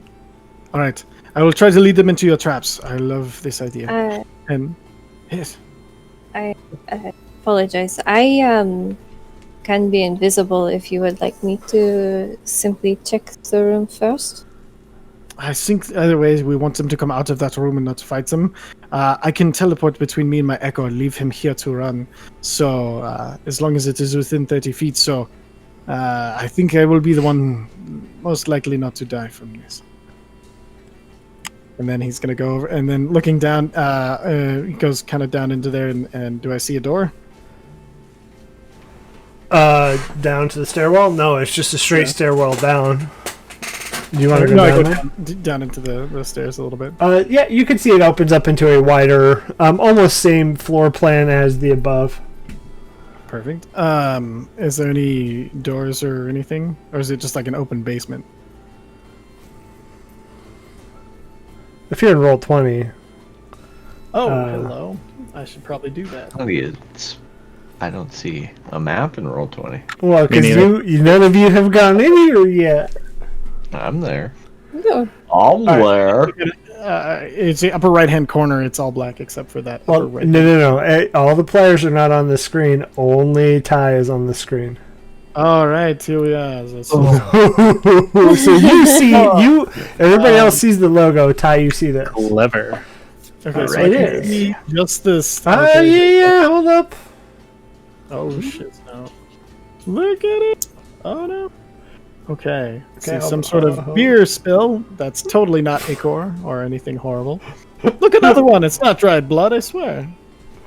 In the map maker, one is mud and one is dirt. Oh. I don't think those are what would. Oh. I mean, if everybody wants to come, to come in, you can see it too. Just waiting. Brant, We're sticking to the plan so far. what are you doing? Well, there is more to this basement than I originally had anticipated. As you It is talk, quite large. you hear. The dog. Oh, there we are.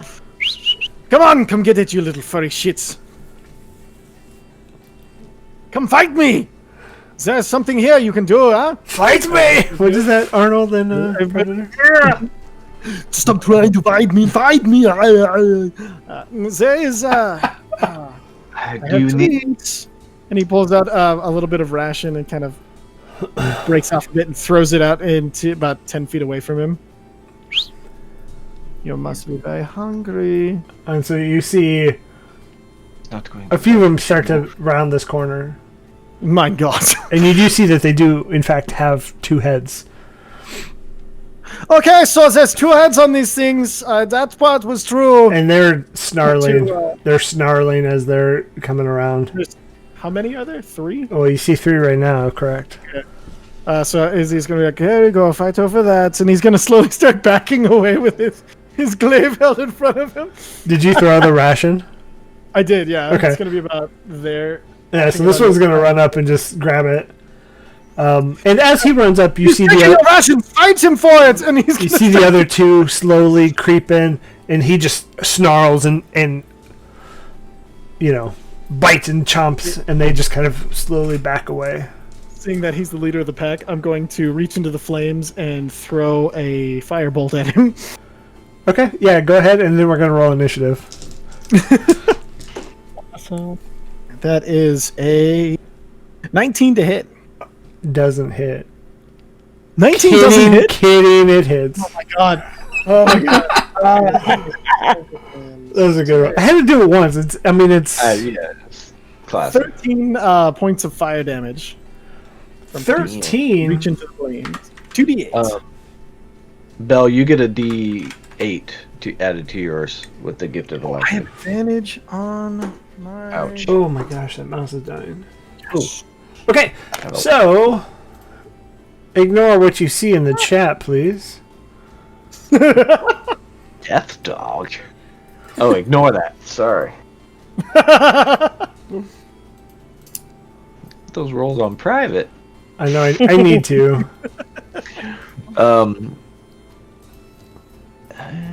Don't worry about that. It's nothing. I'm looking at it. Yeah, they just have advantage. That's all. Oh nope, that fucked it. 7 death dogs are guys. All right. So yeah, if everybody else just wants to go ahead and call out your advantage or your initiative if you're rolling. 17. 11. 15. Foilon got 18. Yes. Oh yeah.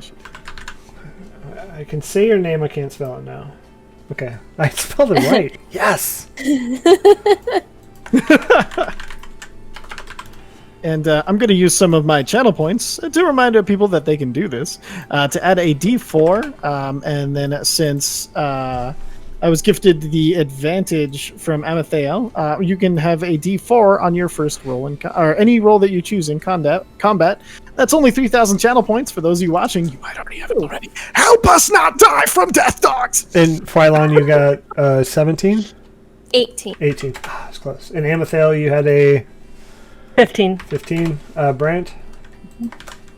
Brant, it was a 17? Or no, fudge, I think it was 17? 17. We're going to say 17. That's what I remember you saying. Yeah. I heard a 17, I just didn't know where it came Okay, from. good. Yeah, I think it's 17. I am so sorry. And Lysander? I'm so 11. excited to spend my channel points. I'm sitting on a stack of these things for this campaign.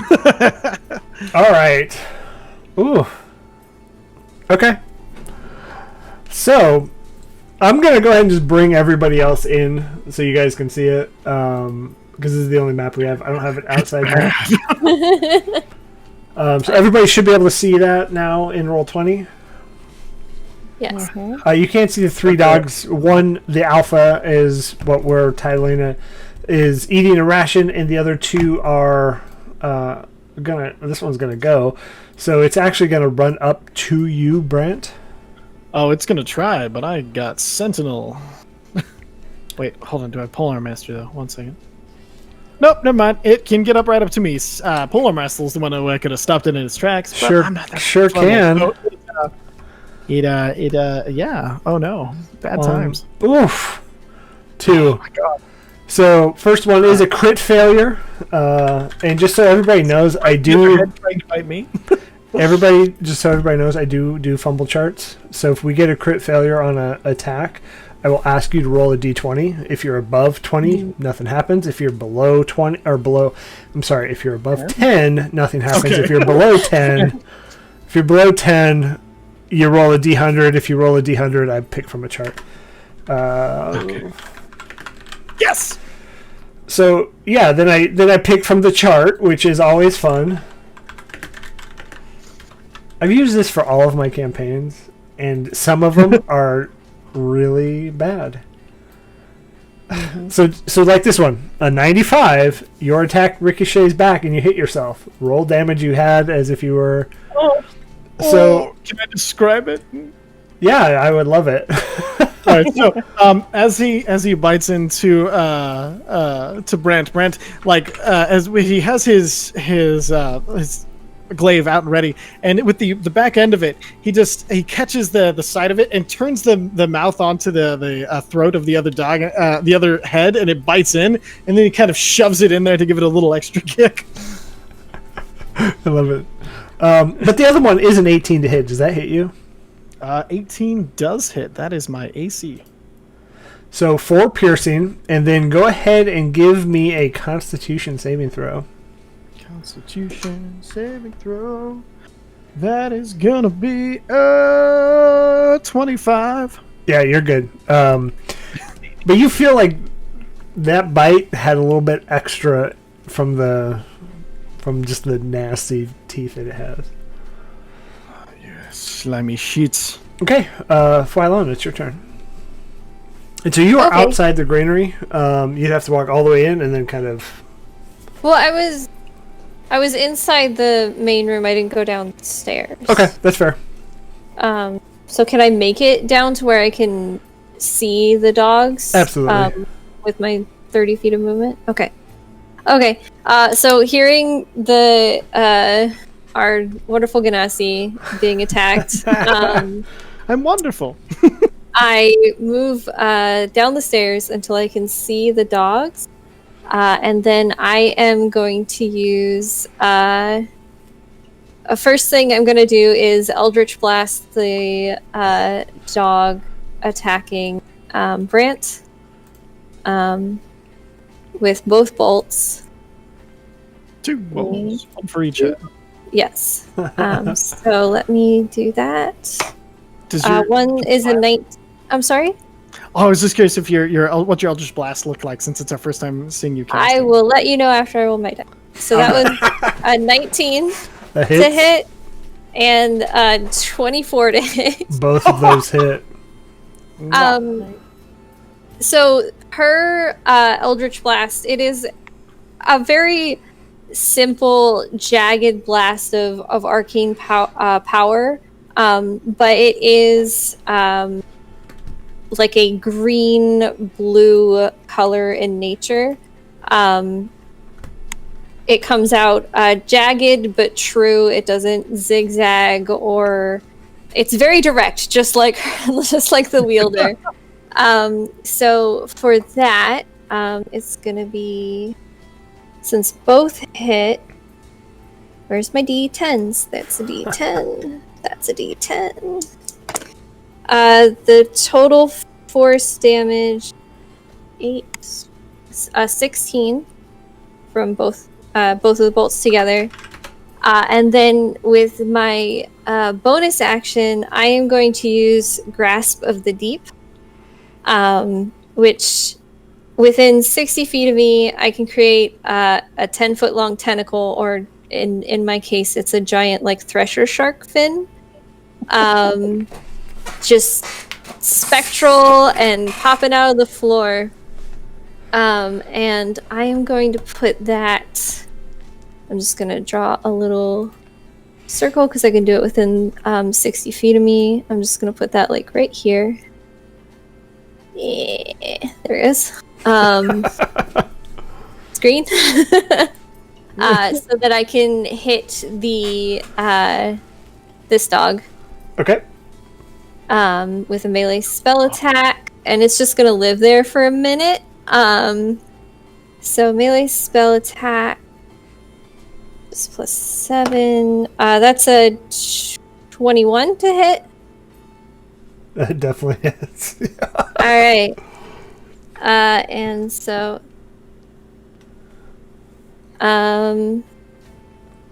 so that's gonna do 6. I can do cold or lightning. I'm gonna do lightning damage. So 6 lightning damage on that one, and then its speed is reduced by 10. Okay. And yeah, that was my turn. There's now a big thresher shark fin there for 10 rounds. Nice. Pretty badass. Love it. I will say all of the UA stuff is really So badass. overpowered. It's nice because it means that like I have a thing to do that's not Eldritch Blast. Yeah, for real. Like the thing that makes them more unique, I think, is the in UA they've been really embracing action economy. So bonus actions feel like actual part of your mechanics, which I really been liking. Right. Agreed. Okay. Anything else you want to do? I believe I used my movement, my action, and my bonus action. All right, Brant. Bonus action, going to manifest my echo in front of the alpha here. So, kind of the process you see is as Brent, he's holding his glaive in with both hands, and he reaches into his chest, and you see his fingers kind of drag as though they're matches dragging across a matchbook. And as they come down, there's this tiny spark, and he throws the spark forward. And as the spark leaps through the air, it finds a single spot, and then and then like this, from the center of that spark, flame shoots out, and the shadowy form of him is left standing in that place. Love it. And then as my action, I am going to glaive this guy who's biting the crap out of me. It's not that bad. It's only 4 piercing. Oh, yeah, you know, if you only give as good as you get, you're going to fall behind. First hit is a 14. That hits. Okay. So, and then second hit is going to be a 13. That hits. 13. Okay, so Not very high AC. 7, 10 plus 8, 18 points of slashing damage. Oh, forgot you're all level 5. I know, right?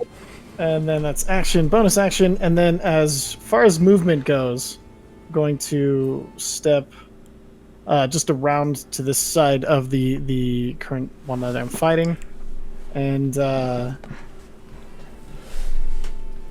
that will be my turn. Okay.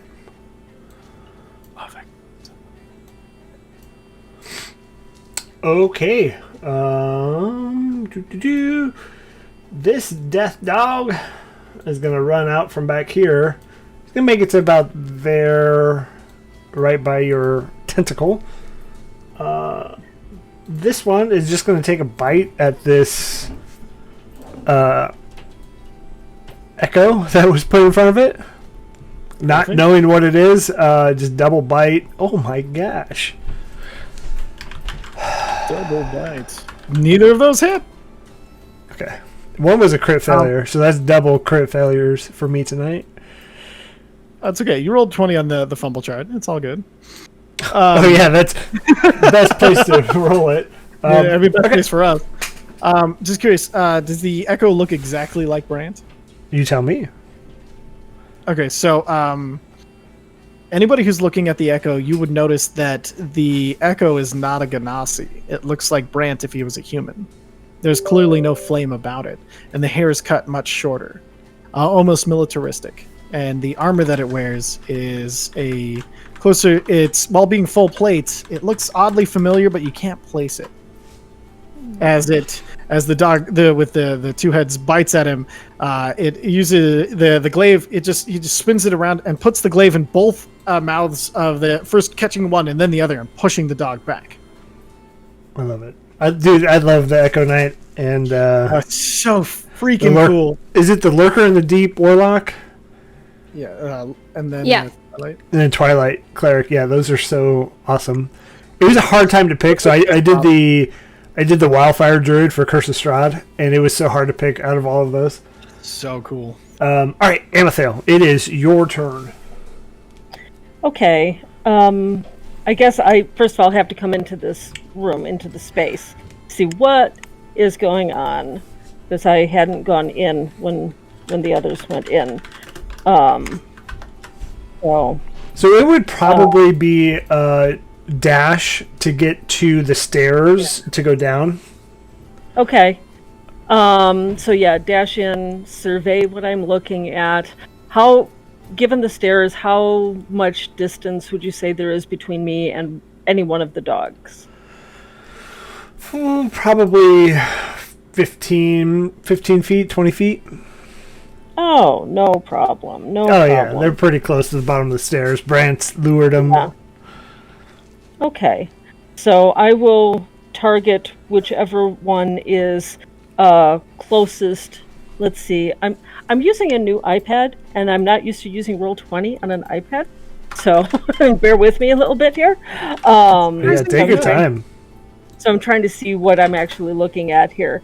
So one of the dogs is closest to whom? Here. Brant. Okay, so that's the one I'm going to target, and I'm going to guiding bolt that. Ooh, nice. So let me see. That's always a solid spell. Oh yeah, you gotta love that. That is a 17 to hit. Definitely is. Okay, so now I get to see what my 46 radiant damage does. Oh my goodness. Yes, and advantage on the next. Yes. Let's see. So, that is 16. Yeah, no, 17 points of radiant damage. 17 points. Good cow. Yeah. Holy cow! And as you, how does when you cast spells? How does that look? Well, she's really a fan of like lavender sort of. It's gonna sound strange to say like shadowy light, but it comes out kind of purple. So that's what you see with her guiding bolt, hitting the dog, and she's like, "Not today." Bad dog.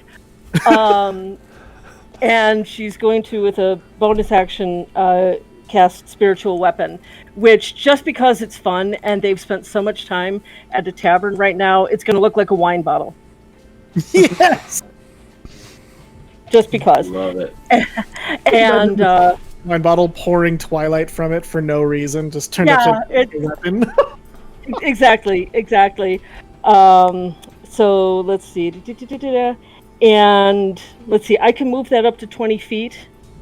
So if that's close enough to attack with her bonus action, one of the other dogs, she'll do that. Otherwise, she'll just get it in position. You could probably get close enough to what's labeled the alpha. Okay, the alpha. Yes. So let's see. Let's see. That's a spell attack, right? So that's also a 17. So that's going to hit. And that is 9 points of damage on that one. Yeah, that one's hurting now really bad. Okay. And that's it. I'm just going to, like with any movement I have left, I'm going to just keep coming closer in. Nice. Yeah, Lysander, you are up. I will head downstairs, and I'm just going to try to stop like right at the base of the stairs. Okay. So I'm imagining that since I helped like pick the lock, I was at least inside. So we're talking just regular movement or dash? Yeah, you can get there in regular movement. Okay. So I'm going to stand there, and I am going to use my short bow and hopefully not fuck this up. And I'm going to go for the one labeled Alpha right there. Okay. Let's see, math. 12. Just hits. Oh. Yes! Nice.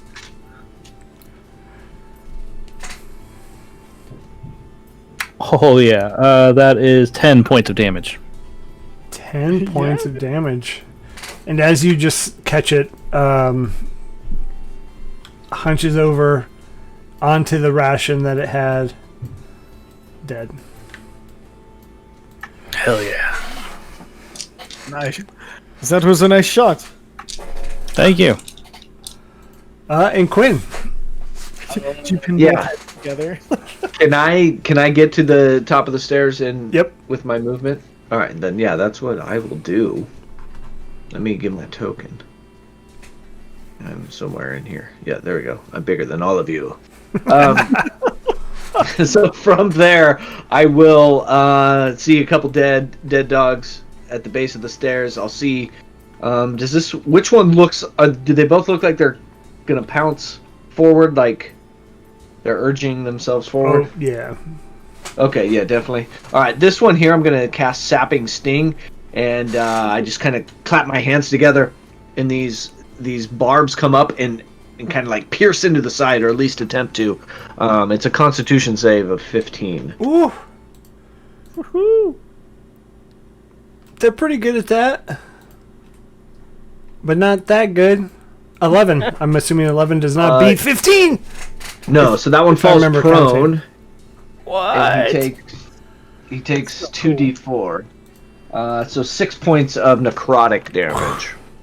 As these two barbs on each side of it come up and like pierce down on its spine and kind of pull it down, and it's now prone. And then I'm gonna kind of like hide behind Amethel the best I can. Yeah. Okay. So this one's going to make it to about there. This one's going to make it to about there. This one's going to use its movement to get up. Half movement, right? Yeah, half movement to stand, and then. Sorry, I have so many other systems stuck in my head right now. Then it's going to use the other half movement. Does your tentacle or shark fin get a opportunity attack? It doesn't say I do, so I think it works kind of the same as spiritual weapon. Okay. So this, go ahead. Brett. Echo does. I know. Well, he's coming up to your echo. Okay, cool, perfect. Okay. So, are you kidding me? Dude, that's It's Travis level. Travis-like dice right there. So this time, as it bites in, you see the echo takes a step back, slams his glaive into the and hits the floor, and then bats aside each dog head, like first to the left and then to the right, as it steps forward. On my computer, so it keeps dying. Yeah. Nice. So then out of the shadows, you see this larger, a little bit more grizzled, missing tufts of hair, scars across its face. The true alpha. And it's going to run up to you.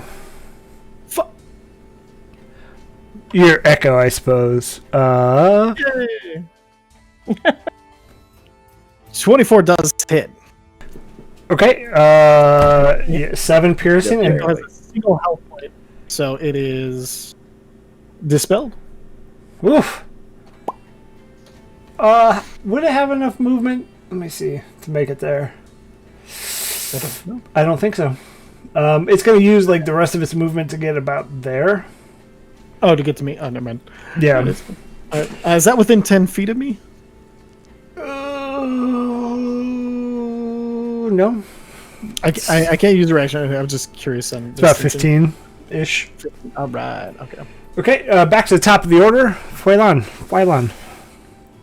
Okay, so the measurements on this map are correct, right? For the most part, yeah. Okay, I'm just trying I'll give it to you, whatever you're trying to do. Oh, I'm just saying how many I can get with a third level shatter. Just a second. I think if I put it about here, I can hit the big one and then the two behind it. I'll give you that. So I see them clustering together, which is very helpful. Well, they're kind of dumb dogs, so. And I just snap my fingers, and then an enormous sound echoes from just between them. So they all do need to make, I believe it's, let me double check. I think it's Constitution saves. I have one for this, actually. So they do need to make Constitution saves. The DC is 15. Not today. That was a 10, 7, and 3 with a +2 modifier. Fantastic. Nice. So they're going to take, let's see, 48, which I only have 3d8s out, so give me a second. One shot, so all of them. 11, 17, And so 20 thunder damage. So 20 thunder damage to each of them that failed, half if they saved, which I believe you said none of them saved. None of them saved. Fantastic. I like that. And then bonus action, gonna move my tentacle up to the big one and give a little smack. Give a little smack. Smack. Crack it out. So that's an 18 to hit. Does not hit. Doesn't hit. Fantastic. Just The biggin? Oh yeah. gives it a little slap, but it just turns into like a weird flail. But it's okay. I did Yeah. damage. As you see this, it does hit, but the outside skin on this is so rigid and so thick of, like battle Tough old wounds skin. and just it's toughened over the years of constantly being in that top alpha position. It has to fight to stay there, right? And so the scars and everything else have just toughened the outer skin of this. It hits it. Yeah, that's fine. I just fine. did 60 damage. That's fine. It's all good. It's all good. All right, Brant. I'm going to move within 10 feet of the alpha. I'm going to use my bonus action to manifest my echo behind him. But within... are these... So if I manifest him there, is he within 5 feet of all three around him? He's a little bit further away than the others. So if you want to be Put him five... there, Yeah, can we get those two? yeah. And then you'd be Okay, 5 feet from so- those two. I'm going to use the Manifest Echo where I can attack from the Echo's position. And because these two look really messed up after that, right? Yeah. Okay, so he's going to attack the Echo's going to attack the top one first. This is awesome. It's an 18. That hits. Alright, so D10. 7 plus 4. 11 points of slashing damage to him. Not dead, but hurting. But he's going to use the second attack against him as well. That is Ding. 25. Probably going to be dead. That's 14 points of slashing damage. Yeah. Oh, dead. It's way dead. Dead. And then I'm going to use I forgot the name of it real quick. Let me pull it up here.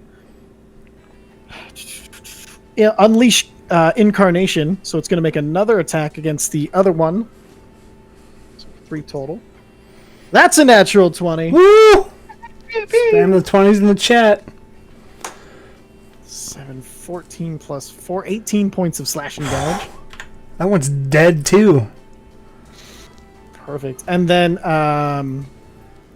Action Surge or not Action Surge? Action Surge! Action That's what surge! Alright, so we're going to Action Surge, and Brant is going to attack the biggin. Okay. Okay. 14 plus 7. And you have 10-foot range on that glaive, right? Yeah. And That's you said 21? 21 hits. 21? That does hit. Okay, good. That would have been real bad. That's 7 points of slashing damage.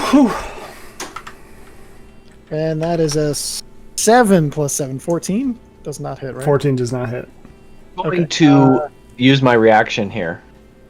I'm going to take my hand and slice up and like creating a rift in the area that we are in, and I'm going to push a spectral figure of Brant coming out, and you get to re-roll that, and it's coming in over your shoulder and going to re-roll Holy that cow! attack. That's But so awesome. this it looks like your Echo Knight, but it's more of you in your Brant form. So that is a 15 plus 7. That's a 22. That hits. That's chronal shift. Chronal shift, mothers. All right, that is 7 points of slashing damage. Yeah. And that's my turn. Love it. All good things, man. These all these characters have some fun abilities that just So damn cool. I'm gonna have to work really hard as a DM to make these more challenging. But Amethyl, it's your turn. I'm close enough to the Big Daddy Alpha Dog, right? That I can I mean, let's be honest. Oh, it depends on what you're trying to do. You're about 30 feet away. Okay, yeah, that's he's a sweet pup who just needs to, go and take a nap or something. But I'm just going to use a cantrip. There's just going to be a sacred flame on it. So it has to succeed on a dexterity saving throw. Dex save. They're okay at? Hoping that's not its greatest thing.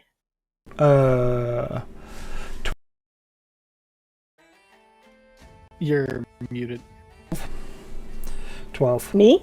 No, I am muted. It was. No. Okay. It does not save. It needed a 14. So it takes Terrible radiant damage. rolls.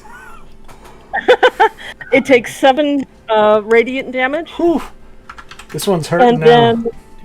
And then with the bonus action, I'm going to use my wine bottle to attack it. The wine bottle of bludgeoning. The wine bottle of bad dog. Sit down. That is a 22 to hit.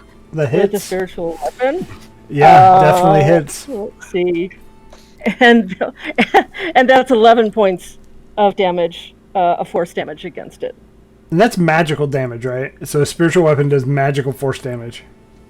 Yeah, I reckon so. Let's see. It just says force damage. So. Yeah, force is magical. And so with that, it just... You crack it over the head, and it just falls down. So that has damage immunity to bludgeoning and slashing. It doesn't to piercing and magical. So, that's well done. As it falls, Brent is going to shout out, "Zev, you're the office now! Bow down and do what we tell you to. Sit!" I love it. Yeah, I'm just staying at the ready in case anybody needs anything next turn. So okay, Lysander. How are the other two looking? Are they both in pretty good shape right now? Yeah, but they're a little scared. They just saw their alpha fail, and they're getting yelled out in German. Okay. Let me see distance here. Okay. I'm going to cast Firebolt onto the furthest one away from me. Okay. So in German it'd be "Setz die Hund!" 21. 21 definitely hits. So that is 2d10 of fire damage. So 8 plus 6, so 14 points of damage. Yeah, and you see some of its tufts of hair just singe and start on fire. Kind of looking like Brant. I kid. All right, anything else, Lysander? You're not. No, that's gonna do me for now. All right, Quinn. Oh, it's my turn. I'm gonna cast, magic missile at 2nd level, so I can get 4 total. Tried and true. Tried and true. Yeah, and I'm gonna hit the first one twice, and then the second one twice. Okay. So the first 2, those auto hit. So that's gonna be, and at the 2nd level, I get to add 1. So it's 3, 4, 5 points of what is it? Ooh. Force, I think. Magic missile. Force It's force, damage. yeah. And then 2 more on the next one. That's 5, 6, 7 points of force damage on the one far back. So far back is 7. And Close then 5. up is 5. One in the far back is hurting really bad. The one close up is not so much. Oh, I thought they were worse. Alright. Yeah. Anything else, Brent? Or Quinn, I'm sorry. I'm going to kind of run over here behind some people. Okay. This one's going to run up to your Echo, not understand what it is. It's going to bite. 25? Yeah, that'll hit. And so that's Hit and gone. gone. It's going to run, finish its movement, and run back up to you. And bite. It's going to attack 13. me. So, 13 does not hit. And then this one's going to run up and double bite. 1, 2, 25 hits. And make a Constitution save. And you're going to take 9 piercing. Oh. 18 That's what another 25. Ooh, 9 piercing. Jesus. 9. 9. Okay. It's their turn. Flyline, top of the order. I've got another shatter. Yeah. So another snap of my fingers behind so that it does not hit Brant in the radius. But so I just need con saves. Yeah, I rolled an 8 and a 7.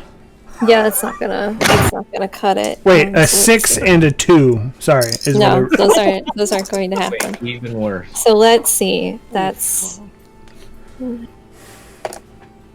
so that's 26 points of damage to each of them. So the one is real dead. Win. This one is not dead, but very close. If you smacked it with cool. a tentacle. I got a tentacle or a shark fin, so I'll move that. I just with just like a motion of my finger to just like drag it over to the death dog, and then that spell attack. Whoop! Almost dropped my dice. That's a 23 to hit. It definitely hits. Okay, and that's gonna be, I forgot what it is. I think it's a D8. Yep, D8. That's 5 lightning damage. Whew, way dead. So it's dead. And that's the last one, so we are out of initiative. Woo!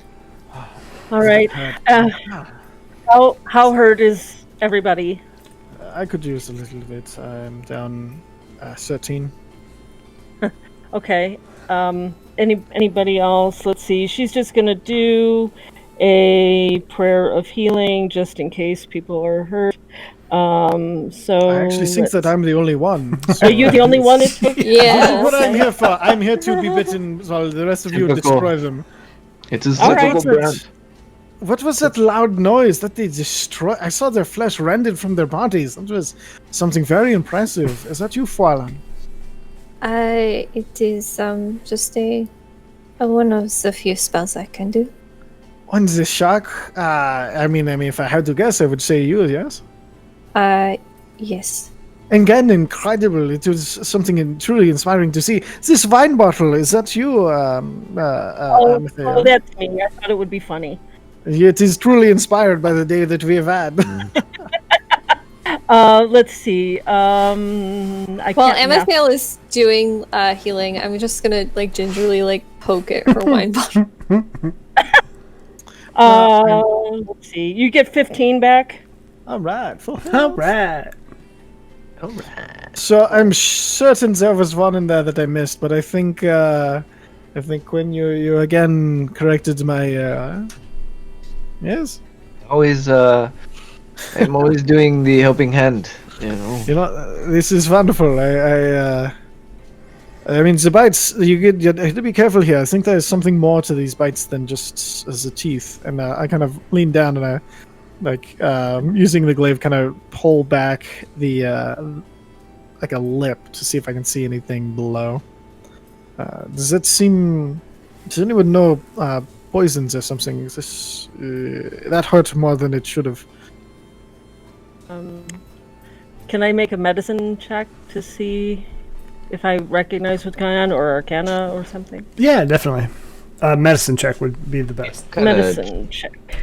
Checking too, but more like just I got my little notepad out and I'm taking kind of some notes on some of the physical makeup.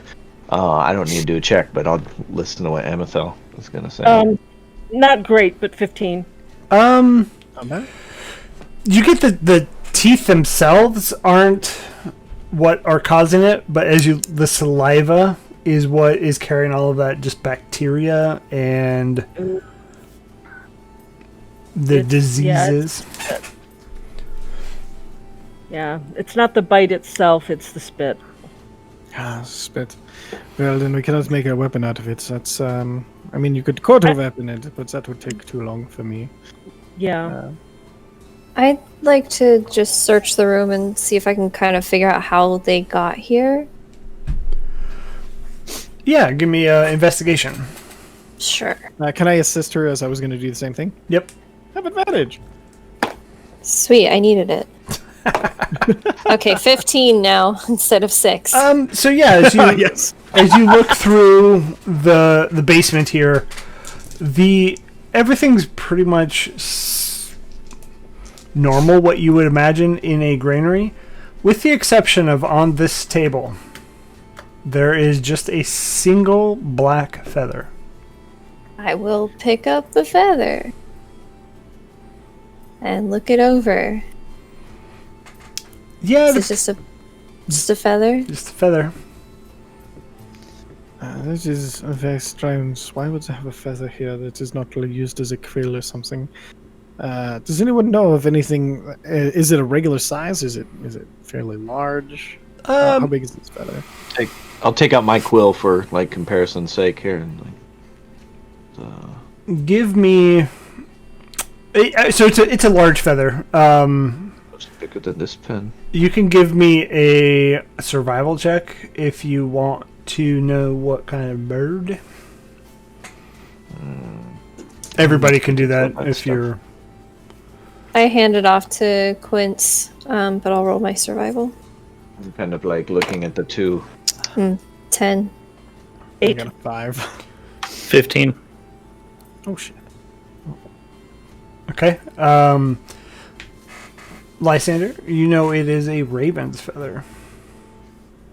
Lysander, what do you see? I see a raven. It's like a raven's feather. It is certainly black like a raven's, but it is kind of big. Well, perhaps the people who are in charge of this place are worshippers of the Raven Queen. But this is a possibility, no? Well, definitely. I'll put my quill away and still have the raven feather on. I admit I am not as versed in cults and such on the surface. Are there any who use these sorts of dogs often? Well, this is my first interaction with them. Have I heard any tales or anything in like taverns or anything in Broken Bank before here about two-headed dogs and? Where's Broken Bank in comparison to here off the top of your head? It's off across the Menagerie Coast. It's a small island. It's fairly distant off of the shore, so it would only be sailors mostly coming in and out, or people headed to Caldori. You probably would not have heard of this out there. Can I recall any information about the Raven Queen?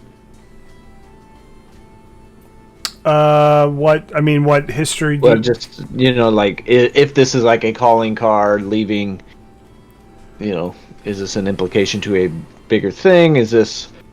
Yeah, give me a history or religion check, either or. I think they're both 7. Oh, fart! That's a 1. I will. You'll see me kind of like thinking, and then I'm going to do the same rip through time.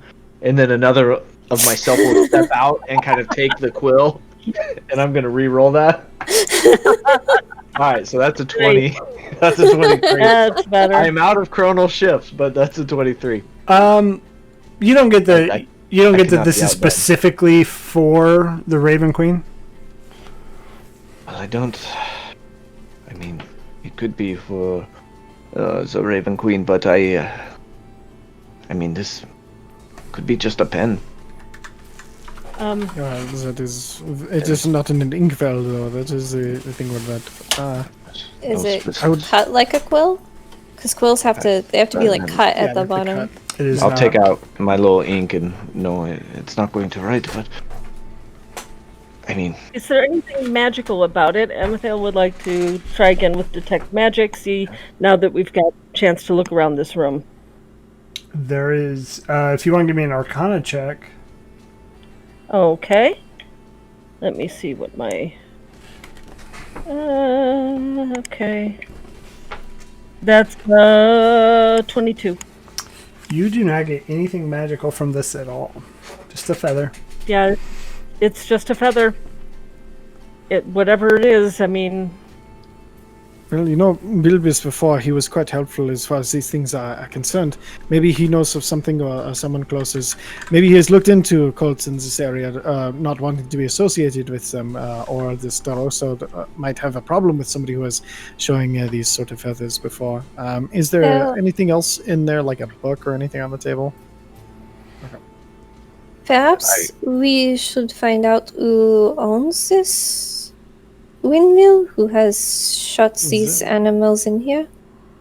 Is that Exactly. a wonderful idea? I think, again, Bilbis is somebody, he's the one who let us here. He knew that they were here. He would know the proper places to go unless there is, I think, one overarching management system for the fields around Trust involved to ensure that the Trust has all of that sweet flavor that goes into every drink. We To get that have, kind of consistency. we have to bring back something to show the Starosta, and perhaps they have more information there. I do point. not And he- trust this Bilbis. And at that point, he takes his glaive and he stabs it into the chest of the alpha and kind of heaves it up so it's over. And then he puts it over his shoulder. He's like, if she does not like this, then, I can take the heads. But she will never believe that they were both on one body unless they bring the whole thing. well, that's better than I was going to suggest, so great. It is acceptable to parade dead corpses through the city. Well, it is not acceptable, but there's nothing else I can think of that would let them believe our stories. They did not believe the person who originally had told them that it was here. Bilbis had reported this to the Starosa before, and there was nothing that brought them there. Right. And so I will bring it to them. Give me 1 sec. If you want, you can prestidigitation some of the blood as we go. It is... I'm fucking just... shit. I mean, It's do on his we shoulder, have coming a down his tout or perhaps a bedroll, something to wrap it in? A cover for it? Oh, that's a wonderful idea. I was just going to walk, but that makes a lot more sense. You could find it in the granary pretty easily. So they have like tarps over some of the bins and stuff. Pull off one of those tarps. I will do the prestidigitation to keep it from leaking everywhere.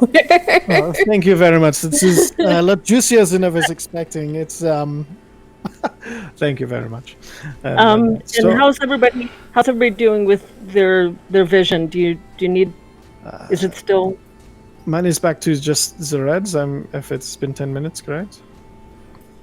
Yeah, so I'm back to the innate ability of my blood. Okay. I need to re-up too. I'll give it to everybody again so we can see better on our way out with this behemoth thing. So you've got it for 10 minutes. Thank you. This is such a wonderful gift that you have. What is it that gives you this? If you don't mind me asking. Well, it's a gift from the Moonweaver. The Moonweaver. This is not what I've heard of before, actually. Mostly in the Clovis Concord and especially in Broken Bank, it is Avandra that we, the Changebringer. There's festivals, there's things like that. I don't know if I believe or not, but if anything responsible for the wonderful times I've had at the festivals, I will get a small sigil for. I think He you kind and of I smiles. should swap stories sometime. It sounds a wonderful thing we should do, yes. And he kind of pulls out, well, it first looks like a gold coin, but as he pulls it up, it has the image of a woman, and you notice that it has 2 piercings as if it was meant to be worn around the neck. And he kind of rolls it across his fingers before he puts it away. And he's like, I think stories would be wonderful things to share with each other. Let's make a point of doing that one of these days. As, She just kind of winks and she's so happy right now. She's had so much fun.